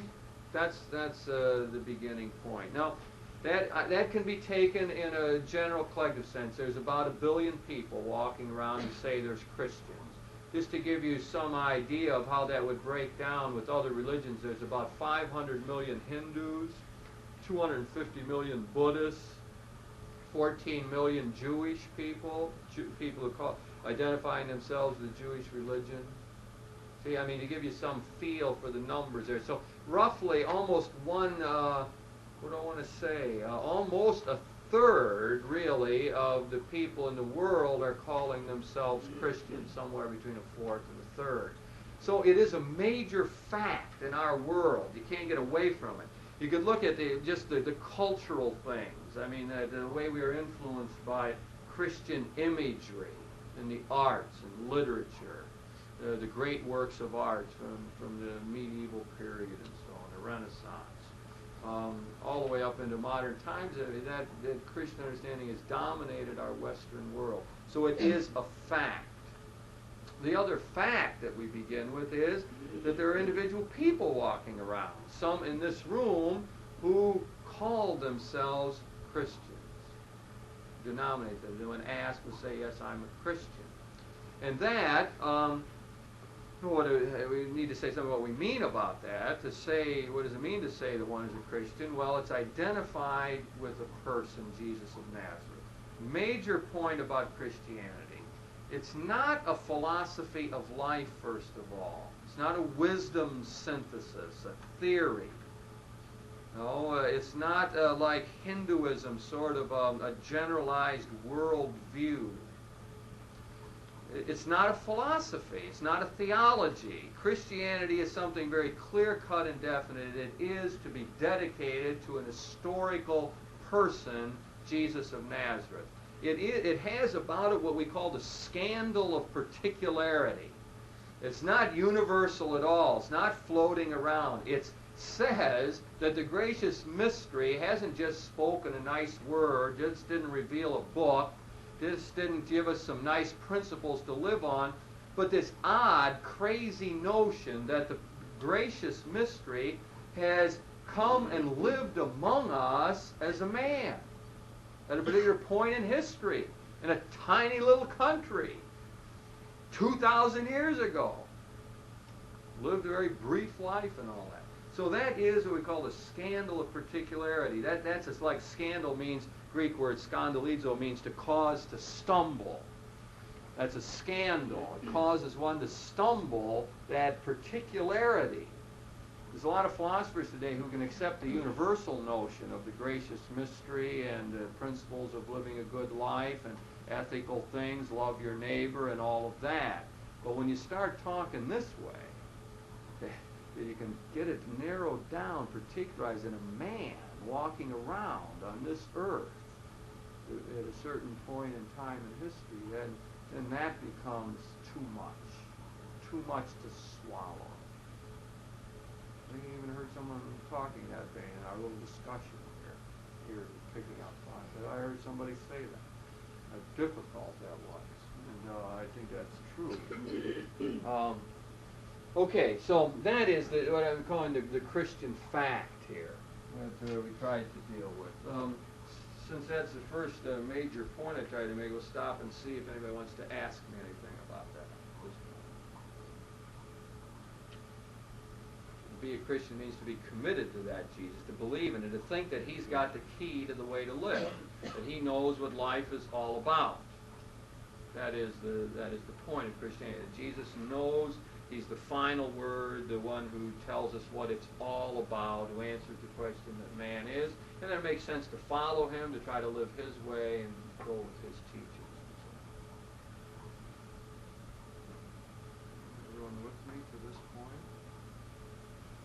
Okay, now we the next point that I'm making in the syllabus is, what's the basis for that? I mean, why do people say that? Or, maybe put another way, how would someone justify it? So someone says, well, you're a Christian. Well, why? I mean, why would you follow a guy who lived 2,000 years ago? What's the basis for it? Okay? Now, what I've said here is I've tried to make some preliminary points about this purpose of vindicating, which is probably a good word, our belief in Jesus. The point of all of that section is that there's limitations in this search. I mean, you're not going to prove something like that, like 2 + 2 is 4. You can't do it. The evidence gets away from us. There's no tight kind of argumentation that's going to hold water against every logical objection. We're dealing with history. We're dealing with the claim of someone who lived 2,000 years ago. There's all kind of problems involved in that. It's not even like proving the law of gravity or conducting a scientific experiment. Okay? Again, I would say that, as a matter of fact, the only way to think about the whole effort is within what Tillich called the circle of faith. There's probably no way to go up to some neutral observer and say, hey, I'm going to prove to you that the gracious mystery spoke in Jesus of Nazareth. I would say that is probably an impossible enterprise. There's probably no way to pull that off with total logic and so on. The procedure works within the circle of faith. It begins to make, it's not a neutral search for whether Jesus lived or not, or something like that. It makes sense only as people who are trying to, for themselves, make sense out of this life they're living that involves dedication to Jesus. It's somebody's already into it, in other words. Or somebody is in a questing mood. Someone's saying, I'm looking for something. I'm looking for the truth about life. I'm looking for the key. Then that person moves into my circle of faith. Now I can begin to talk to that person. But we're not involved in some neutral search, objective, it's scientifically objective here to step back. There's no stepping back on this question. It only makes sense within the quest itself. I say here, number 2, the best approach for Christians is speaking to non-Christians who is explain their own experience of faith and to see if it strikes responsive chords in the hearer. And then in number 4, making another point, it's not legitimate to simply say the historical Jesus is unimportant. That will come up as we go along. That's the great problem of 20th century thought about Jesus is that whether we really can uncover who he is or not. We're going to get to that in a while. Okay. Now, if we're going to get at Jesus and try to make any kind of vindication of our claim, we have to get back to the sources. And the sources for us, of course, are especially the 4 Gospels, written by Matthew, Mark, Luke, and John. Now, in the beginning, I'm trying to take the position that the Gospels give us a substantially correct picture of who Jesus is. There's a lot of problems in this. We're going to get to it. But I'll start out with the premise that we really have very good textual evidence. Like if you compare this with the kind of substantive knowledge we have of Siddhartha Gautama, the Buddha, we are far better off. The texts we have are much closer to the time that Jesus lived than the Buddhist texts are. We have more substantial agreement on the picture about Jesus than we would have with the Buddha.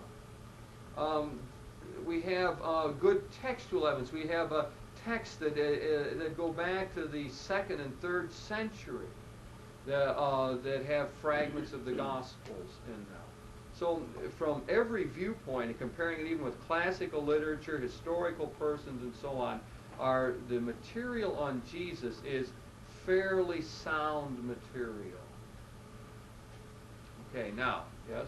You have somebody other than Matthew, Mark, Luke, or John, somebody, a Roman official that has written in accounts that... We have one fragmentary reference, and that is that during the reign of, in a Roman historian, we have a statement that during the reign of governorship of Pontius Pilate, a certain Christus was crucified for some sort of seditious practice.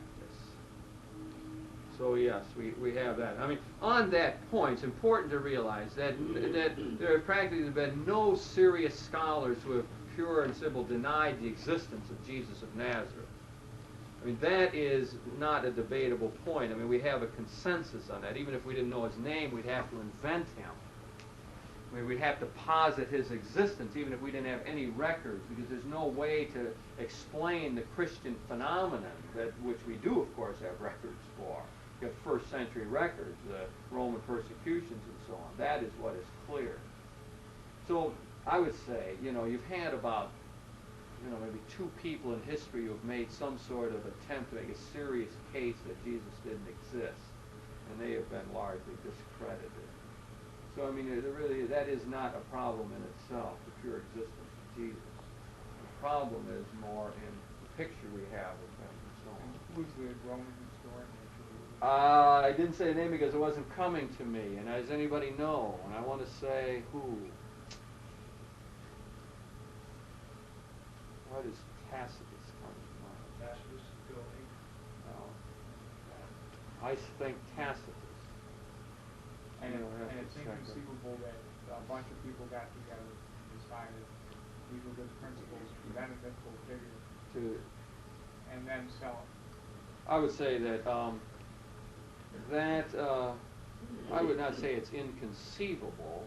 No, I would say there is no serious scholarly effort in the whole history, 2,000-year history, to make that point. There is no serious scholarship that denies it or doubts it. A lot of things are conceivable. I would not say it's inconceivable, but in my mind it's not a problem. The probability of that is so small that I rule it out and move onward. And I would appeal to the whole world of scholarship. Tacitus, I think. Could be wrong about that. Not sure. I can check it.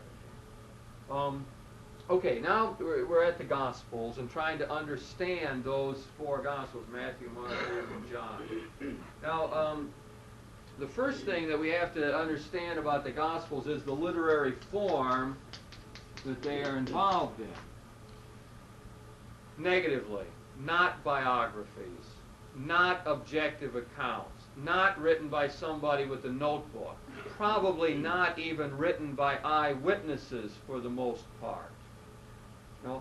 Clearly no effort to say how tall he was, what he looked like, where he went to school, all of the things that an ordinary biographer would do.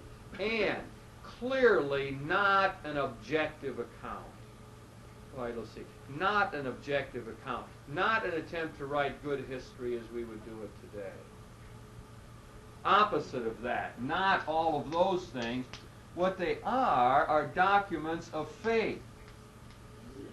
They're confessional documents. They're written by believers, people who are committed to Jesus, in order to help other people understand their belief and even draw more people into the circle of faith. Documents of faith, clearly. Partisan documents. Biased accounts. Right? By our standards of objective history biography, they'd be thrown out. They clearly are not that. Now, what we see in the, after we get, that's the literary form I'm talking about there. Now, the next thing to understand what these Gospels are is to say that it is common today among scholars to see 3 stages in the development of them. That book we got, in other words, you can sit down and read your Bible today, Matthew, Mark, Luke, and John. That's in English. That's a translation of the original Greek. Okay? We got back the early Greek text. That's all right. We're in good shape that way. We got the right stuff coming down from the Greek. Now the question is, what's written down there, is that accurate? Is that the correct picture of Jesus? And how did we get to that stage? How did they get written like that? Now, there's a common opinion about this today, which I think we can take as consensus point among biblical scholars, that there is a 3-stage development in the material. There is, first of all, what the historical Jesus said and did. That's starting out. Here's this guy walking around, and and whatever else we can say about him, got a group of followers and did these various things. So, and he taught and so on. Okay, the second stage is the period of oral development. Now what happens is that the followers of Jesus, after he's gone, they go around and they try to tell others what he said. Right? And then problems arise in the community, and they say, well, geez, what do we do about that? Those people want to get divorced. Shall we allow it or not? Well, remember when he said, and they begin to answer questions like that. They come together on the Sabbath and later on Sunday in order to remember Jesus and to talk about him. And then the missionaries are sent out, and they got to go out and give sermons on these things. So all during this period, the oral traditions about Jesus are being developed. So that one guy goes out and he preaches in this way, because he's got a Jewish audience, so he's got to preach in a certain way. Somebody else goes out in Rome and he's got a Gentile audience, and he preaches in a different way. But this material begins to be stylized. In other words, after you preach the same sermon 100 times, it starts to sound very much the same. You start to get an outline to it, a format that you follow. And so this material about Jesus began to be formed into groupings of material. So everyone had to talk about his death. And so that story got repeated in a very standard way over and over again. See? So the material got set up into forms or groups. That's the period of oral development. We call the study of that form criticism. Now, how can I tell you that? Well, in a minute, I maybe make that clear. Now, what happens is that the Christian community, they're not writing anything down. Jesus didn't write anything. They're not writing anything down. They're preaching it. But at a certain point in history, they decided that they better start getting this stuff written down. Because the eyewitnesses are dying off, because the end of the world is not coming as they thought it was, because they had a lot of problems to solve, and they had to think about the church in the years ahead. So now we have the third stage where an individual in the community begins to take this material that's been developed in the oral period, and he forms it into a gospel. See? He forms it, he takes the material, and he puts it in his own form. That's how we end up with the written Gospels as we have them. Now, just to show you the kind of period that goes, we have sort of consensus points. I have to say sort of because there's a good scholar who is now calling into question what I'm saying here, and this probably doesn't appear in your notes. But the common opinion now for many years has been to date the Gospels something like this, that the first one written is Mark, about the year 65. Then the other Gospels, Matthew and Luke, they're a little hazy here, but probably written clearly after the year 70 and maybe closer to 80. And the Gospel of John, written about 96 is a common dating for that. Now I have to nuance this, and I always try to distinguish in here what I think is scholarly consensus from other viewpoints. That really is a consensus opinion. But it so happens that one author over in England, from Cambridge, John Robinson, who wrote Honest to God, some of you might know that book, has now challenged this theory just in the last couple years, and has proposed a whole other theory of the dating of the Gospels, which moves them up by almost 20 years in many cases. I think he wants to date Mark almost in the middle of the 40s someplace. So, I just call your attention to that in case somehow John Robinson's theory gains ground in years ahead and you continue your reading and study, you might be alert to that. You don't want to make the mistake people made in the past of saying something is consensus when it really isn't. See, there was a big debate in Oxford while I was over there on this question. First time it was proposed, he proposed it in Cincinnati, they thought he was drunk.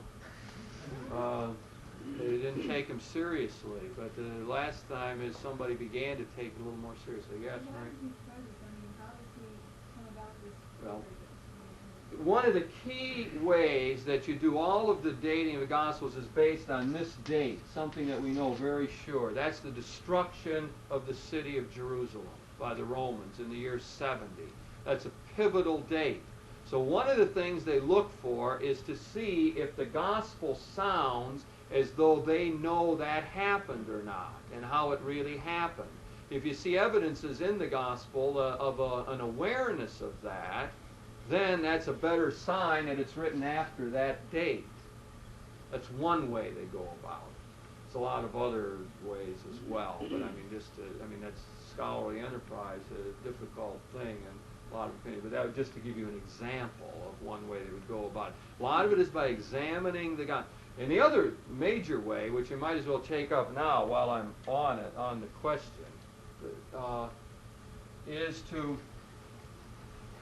is what we call the synoptic problem. The synoptic problem is based on this fact, interesting fact. That is that the three synoptics are Matthew, Mark, and Luke. Now, what you have a strange thing when you look at those three Gospels. You know, you have these Gospel harmonies, and they'll print them side by side. Now, what you see in there is material that's exactly, word for word, the same in all three of them. Mark, Matthew, and Luke. Word for years, decades. How can it be the same? So the common theory that is advanced is what we call the two-source theory. That is that Mark was written first, about the year 65. And that when both Matthew and Luke sat down to write, they had Mark in front of them. And sometimes they just copied it out. They used the stories exactly. They didn't usually keep it in the same sequence. They didn't put it in the same place very often. And they would change little things. Like Mark will say, well, he cured one blind man, and Luke will put the same story in and say he cured two. Very interesting. That's the kind of change you get. First, Mark will have he fed 4,000, and the next one it'll be 5,000. Well, that's kind of understandable. You know, you got the book in front of 4, maybe 5. No. So those but there are little changes like that, but it's substantially the same word for word. So the theory is they must have had Mark in front of them when they did this. Now, the problem is there's other material that's in Matthew and Luke that's word for word and isn't in Mark. And so here's where we get back to the kind of things that scholars do. What the scholars do at that point is posit the existence of another source, Q document, German Quelle for source. They call it the Q document, which they figure must have been a group of sayings of Jesus, which both Matthew and Luke had and which we have lost. Because most of the material is in Matthew and Luke that's the same, word for word, are sayings of Jesus. And so that they incorporated that into their material. Now, the other thing that one has to see about this, these men are fine authors. They are editors of material. When they sat down, they just didn't copy one another. They've got purposes in mind. The Gospel of Matthew is a carefully constructed gospel. There's 5 separate books in there. Our chapter numberings get in the way. It doesn't make it clear. And they're based, a reminder of the 5 books of the Pentateuch of the Old Testament. And in each case, Matthew's trying to show how Jesus is the new David, how he is the Messiah. And each of those books is divided into 2 parts, deeds or actions of Jesus and his words. You could sit down in Matthew and not, if you weren't alert to that and looking for it, you'd probably miss it. But it's carefully constructed work. This isn't against the guy who wrote down. So you can tell how he took Mark and he'd find a story here and it would fit better into his chapter 3. You see? He puts it in there. So these authors, why did they do this? Because they had a specific audience in mind and they directed the material to the audience. So Matthew was talking to Jewish Christians. He had to show to them how Jesus really was the fulfillment of the Old Testament, the Hebrew Scriptures. And so everything he did in his gospel was slanted that way. Yes. Well, I just wondered, Matthew's in 5 books. I read that somewhere before. Possibly, and I wondered where the word was. I always say that with the Oh yeah, well you can find it, and I'll tell you a good example. You go down to our bookstore and get Gerald Sloan has written a commentary on. No, I get the wrong author. Anyway, we have a little pamphlet down there that will show you how that is divided. I think probably in the Jerusalem Bible as well today, and looking in the footnotes, you'd see that division that way. A little scholarly dispute on exactly where some of it should be divided, but fairly general agreement that you've got these 5 books. The only point I want to make is that it's carefully worked out because they had a purpose. Gospel, trying to get people to believe, but they also got their audience in mind. So that, my friends, is a short course in gospel criticism. See what else they had in here. Synoptic problem, yes. The great debate of the 20th century was started by Rudolf Bultmann and people like that, who said that when you got to this stage, where I lost my 3 stages, we've got the 3rd stage. And what some of the scholars said, you couldn't get back to the 1st stage. You didn't know, couldn't say. One guy went so far as to say about all you could say was that there was an itinerant rabbi walking around who once said Abba. That means father. That was about as much as you could say. Now that opinion was big in the 40s, 50s, and so on. Now, by and large, now that opinion, even by Bultmann's followers, is rejected, and we have a much more optimistic opinion today of how much we know about Jesus of Nazareth, and we will talk about what it is we really can get at about him. But just to alert you, that's been the big debate of the 20th century. Books and volumes and scholarly efforts to say how much can we really know about Jesus. The distinction is made between the Christ of faith, that is the Christ presented to us by the New Testament and the Gospels, and the historical Jesus. Some people said, well, you can't get back to Jesus anyway, so forget it. And Catholic scholarship has always been insisting, no, don't do that. Don't get away from the historical base. We've got to be able to link up the Christ of faith, as we find in the Gospels, with the historical Jesus. There's got to be a connection. You've got to be able to make that connection. And my man Carl says that what you've got to at least do is show that Jesus thought he was God's supreme spokesman. You've got to establish that as a minimum.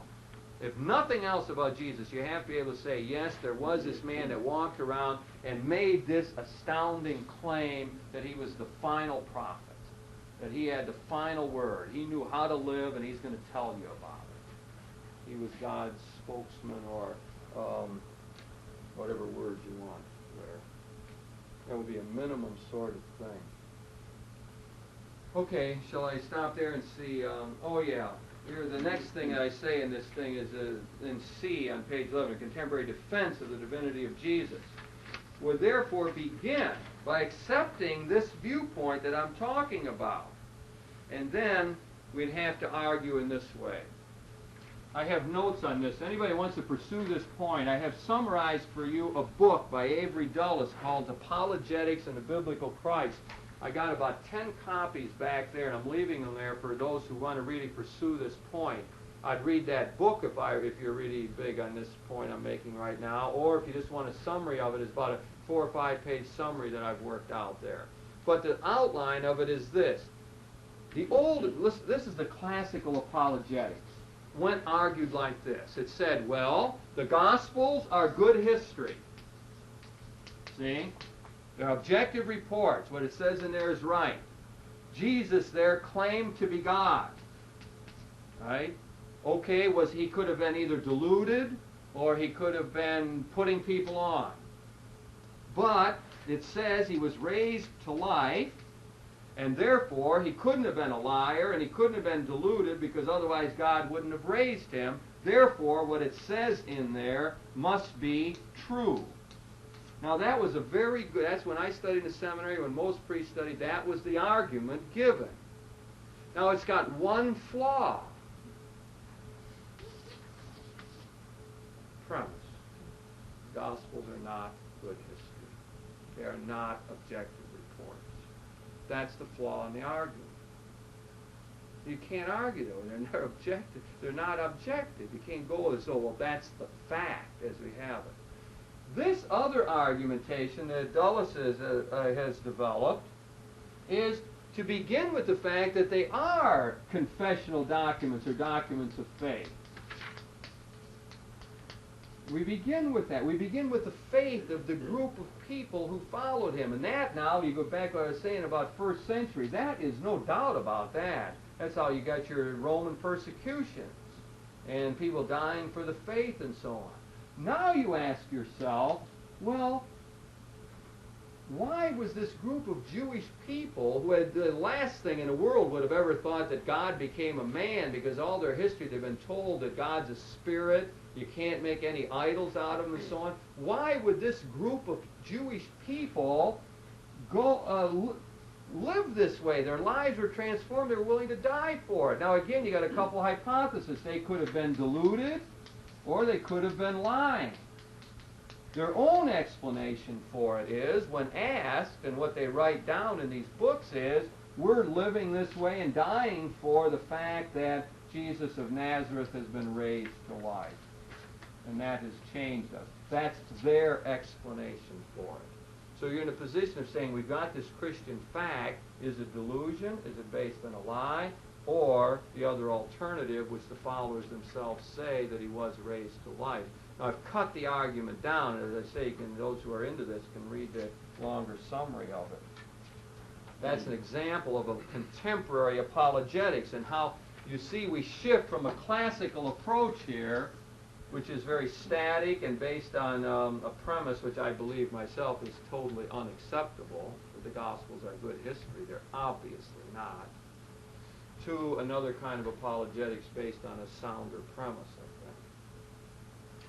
think. Okay, stop and see if there's questions on that.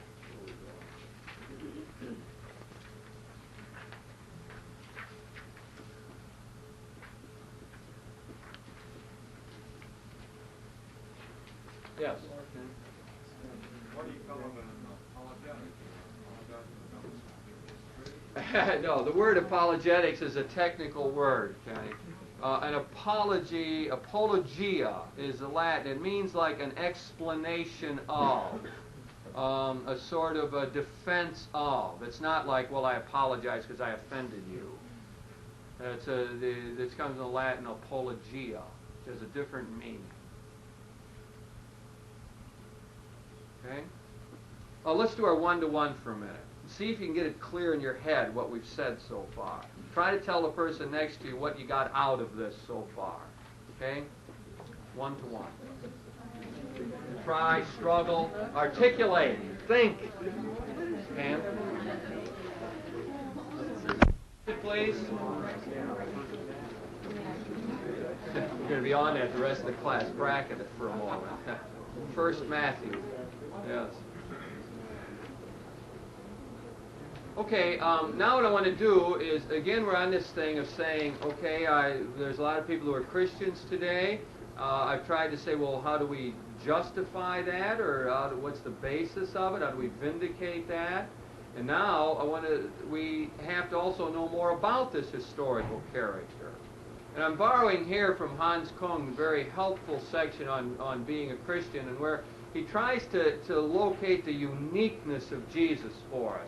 His major thesis is that Jesus really is a unique character, that he breaks through all the categories. He doesn't fit any place in his time. Okay? Now that's what we're doing now. So first thing he points out is that Jesus is not a Sadducee. That is, he is not one who's identified with the establishment. See, he's not a card-carrying priest, you know. He's not in there in the temple. He's not even an official rabbi. See, he's not a collaborator with the government. He's not in on the inner circle. So the Sadducees were the more aristocratic group who politically cooperated with the Romans, the occupying power. And we got the picture. Israel was occupied by the Roman power. That's why you got Pilate in the picture as the governor. And the Sadducees were the collaborators that way, and they were the people in the center of power. Well, Jesus clearly was not an establishment person. He fought the establishment. He didn't like it. And very often took them on. Jesus also was not a zealot. The zealots are the revolutionary group, right? They're the people who want to say, we got to get rid of the Romans. Notice how the cultural thing is influential here. We got to get rid of the Romans. We're going to fight them. Shoot them now. Jesus, get rid of them. Battle, weaponry, all of that. Jesus had zealots in his group. Simon the Zealot. But he himself was clearly not one of those people. He said, if you take up the sword, you're going to perish by the sword. He said to Peter, put the sword away. We're not going to fight. It's not our way. Okay? Now, the group you would expect Jesus to be identified with would be the Pharisees. Right? The Pharisees being the lay movement. These are good people now. The Pharisees are the people who are close to the general populace. They're very pious people. They're very good. They keep the laws. They're serious about the Jewish laws. And they're more liberal.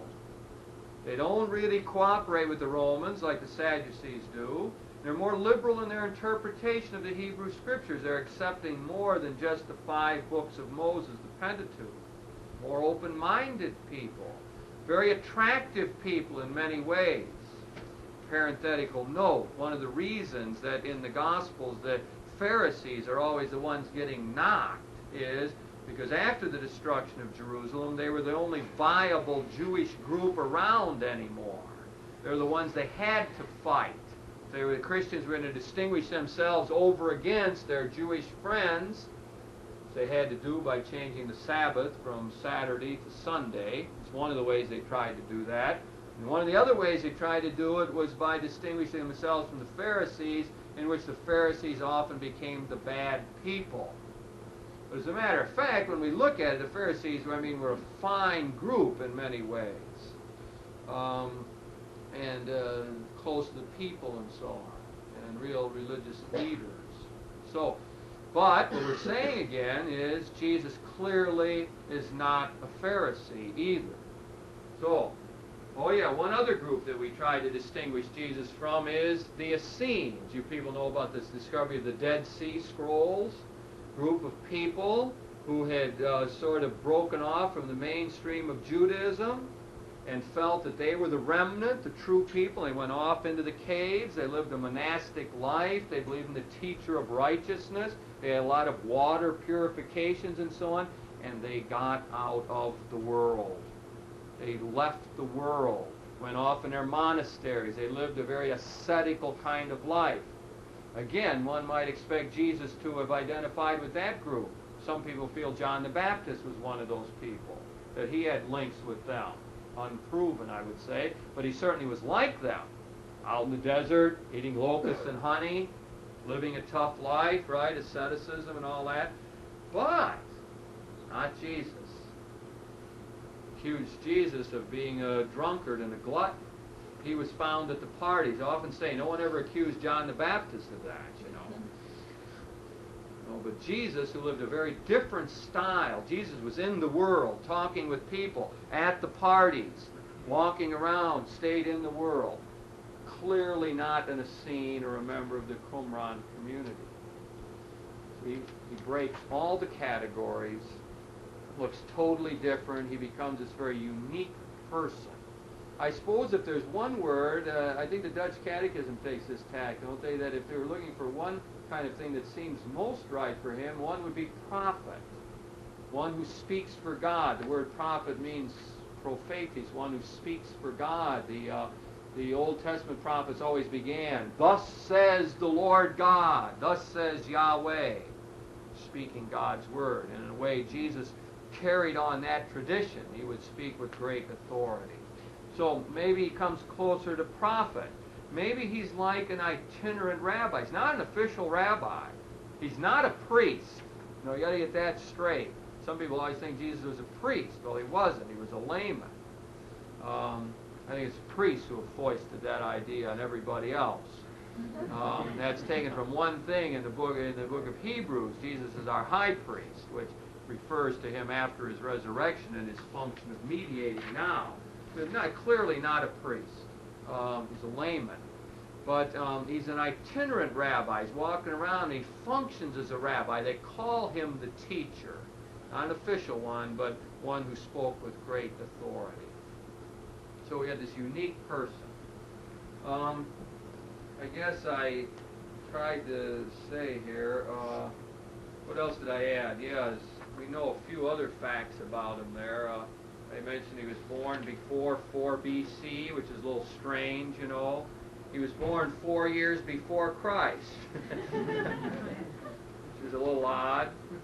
That's all the fault of Dennis the Little did that to us. Monk, he wanted to make the new Christian calendar start with the year 1. He wanted Jesus to be born in the year 1. To have our calendar goes, this is 1978, 1,978 years since the birth of Jesus. But as a matter of fact, he messed up the calendar. Jesus was really born, he had to be born before 4 BC for one great reason. That is that Herod the Great died in 4 BC. And Jesus was born before Herod the Great died. So that's one reason we know that. What about when he died? Common dating is the year 30.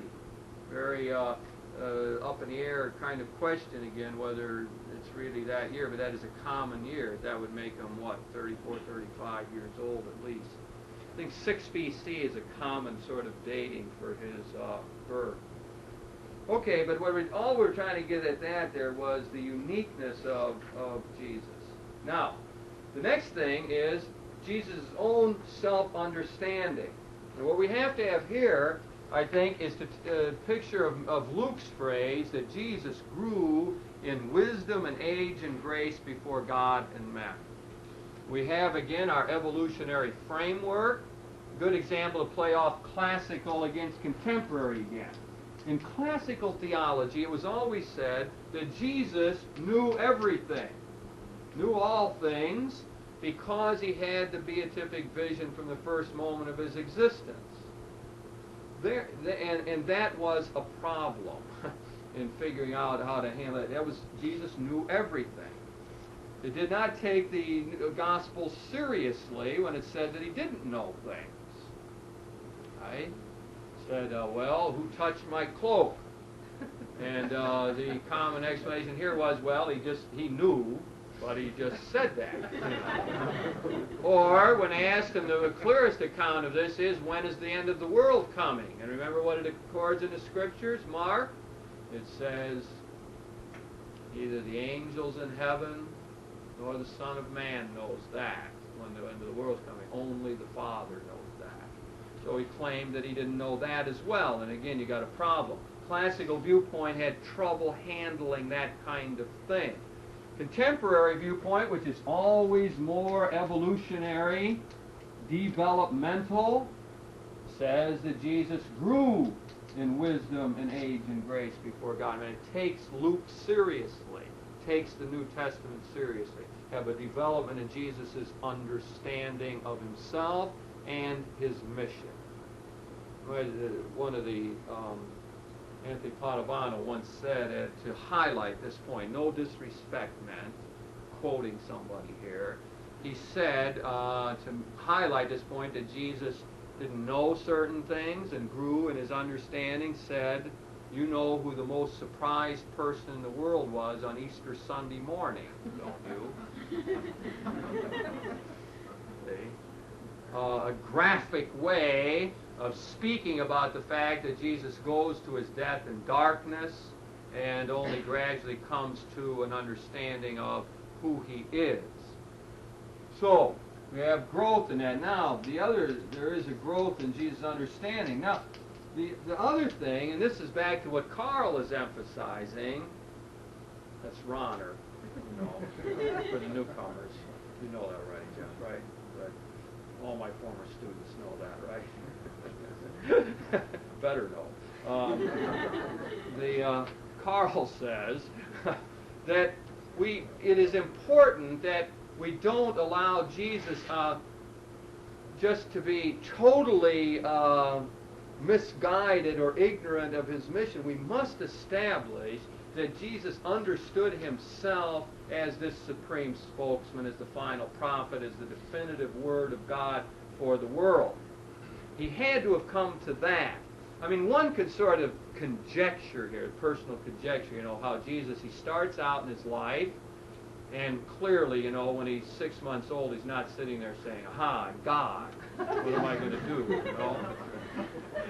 not that. But we get a development of a person taking his religious background seriously, reflecting on his Hebrew scriptures. I can sort of see him meditating on the suffering servant, great figure in Isaiah in the Old Testament. Meditating on that and saying, well, that's a neat way to live. Be the suffering servant, suffer for others. And then living that way for a while and coming to think, I am the suffering servant. That's my role. That's who I am. And to be meditating on the Messiah and the importance of the Messiah coming, and to be trying to live out the ideals of the Messiah, and then coming to a realization in his own mind that, yes, I am the Messiah. And I am God's spokesman. I must be obedient to God's will. In other words, I could see that kind of development, but we're going to have to posit, I think, during his lifetime, a strong understanding like that. Now we got a problem area I bring up next. This is, I suppose, become consensus among what I would call contemporary theologians. I would say people like Hans Kung and Karl Rahner and people like that would have agreement, with a lot of scripture scholars, that Jesus himself thought the end of the world was coming soon, that the kingdom was coming soon, and that's the only way one can understand a lot of what he says. He's in a hurry all the time. Get with it. Change it. Leave the dead, bury the dead. Let's get on with it. We don't have much time. God's kingdom is coming soon. It's at hand. I won't eat again until we share the supper in the kingdom.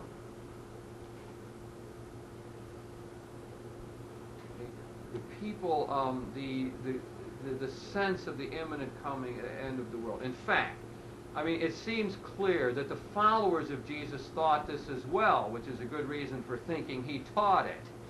They thought that. That's how they lived. That's one of the reasons they didn't write anything down for all those years, because they thought the end of the world was coming. They used to pray facing the east, because they thought he was coming on the clouds of heaven from the east. That's why Paul had to write to the Thessalonians. The Thessalonians, around the year late 40s already, he's saying they had to write and say they're giving up their jobs. They're not getting married. They're sitting around waiting. When's he coming? Paul had to write them and say, get with it. No, this isn't right. Paul himself probably thought it was coming early at the first, but then as the years went on, he said, well, it's not happening. Wrote the Thessalonians, says, hey, get with it, gang. We don't know when it's coming. We better be prepared, but we don't know for sure. We got to get on with our life. Great, fine lady theologian, Rosemary Ruther, claims that this was the most, in the whole history of Christianity, that the most important decisive event occurred right in that first century when people realized that Jesus was not coming back soon. That forced them to reinterpret everything he said, reinterpret their understanding of him, so on. So that's what we got here. We got this problem of Jesus' own understanding about that question. Okay. Boy, I'm really feeling the press of time. I got some neat things to say. We better take a break. However, we're moving into his teaching. Why don't we... well, let's do this. People might want to talk during the break. Suggest a question. We'll talk about, if people want to discuss a little bit while some get their coffee, you can talk about what you consider to be Jesus' main teachings. What did he stand for? What was his main teachings as you understand it? Then people can get coffee. We'll take a couple minute break.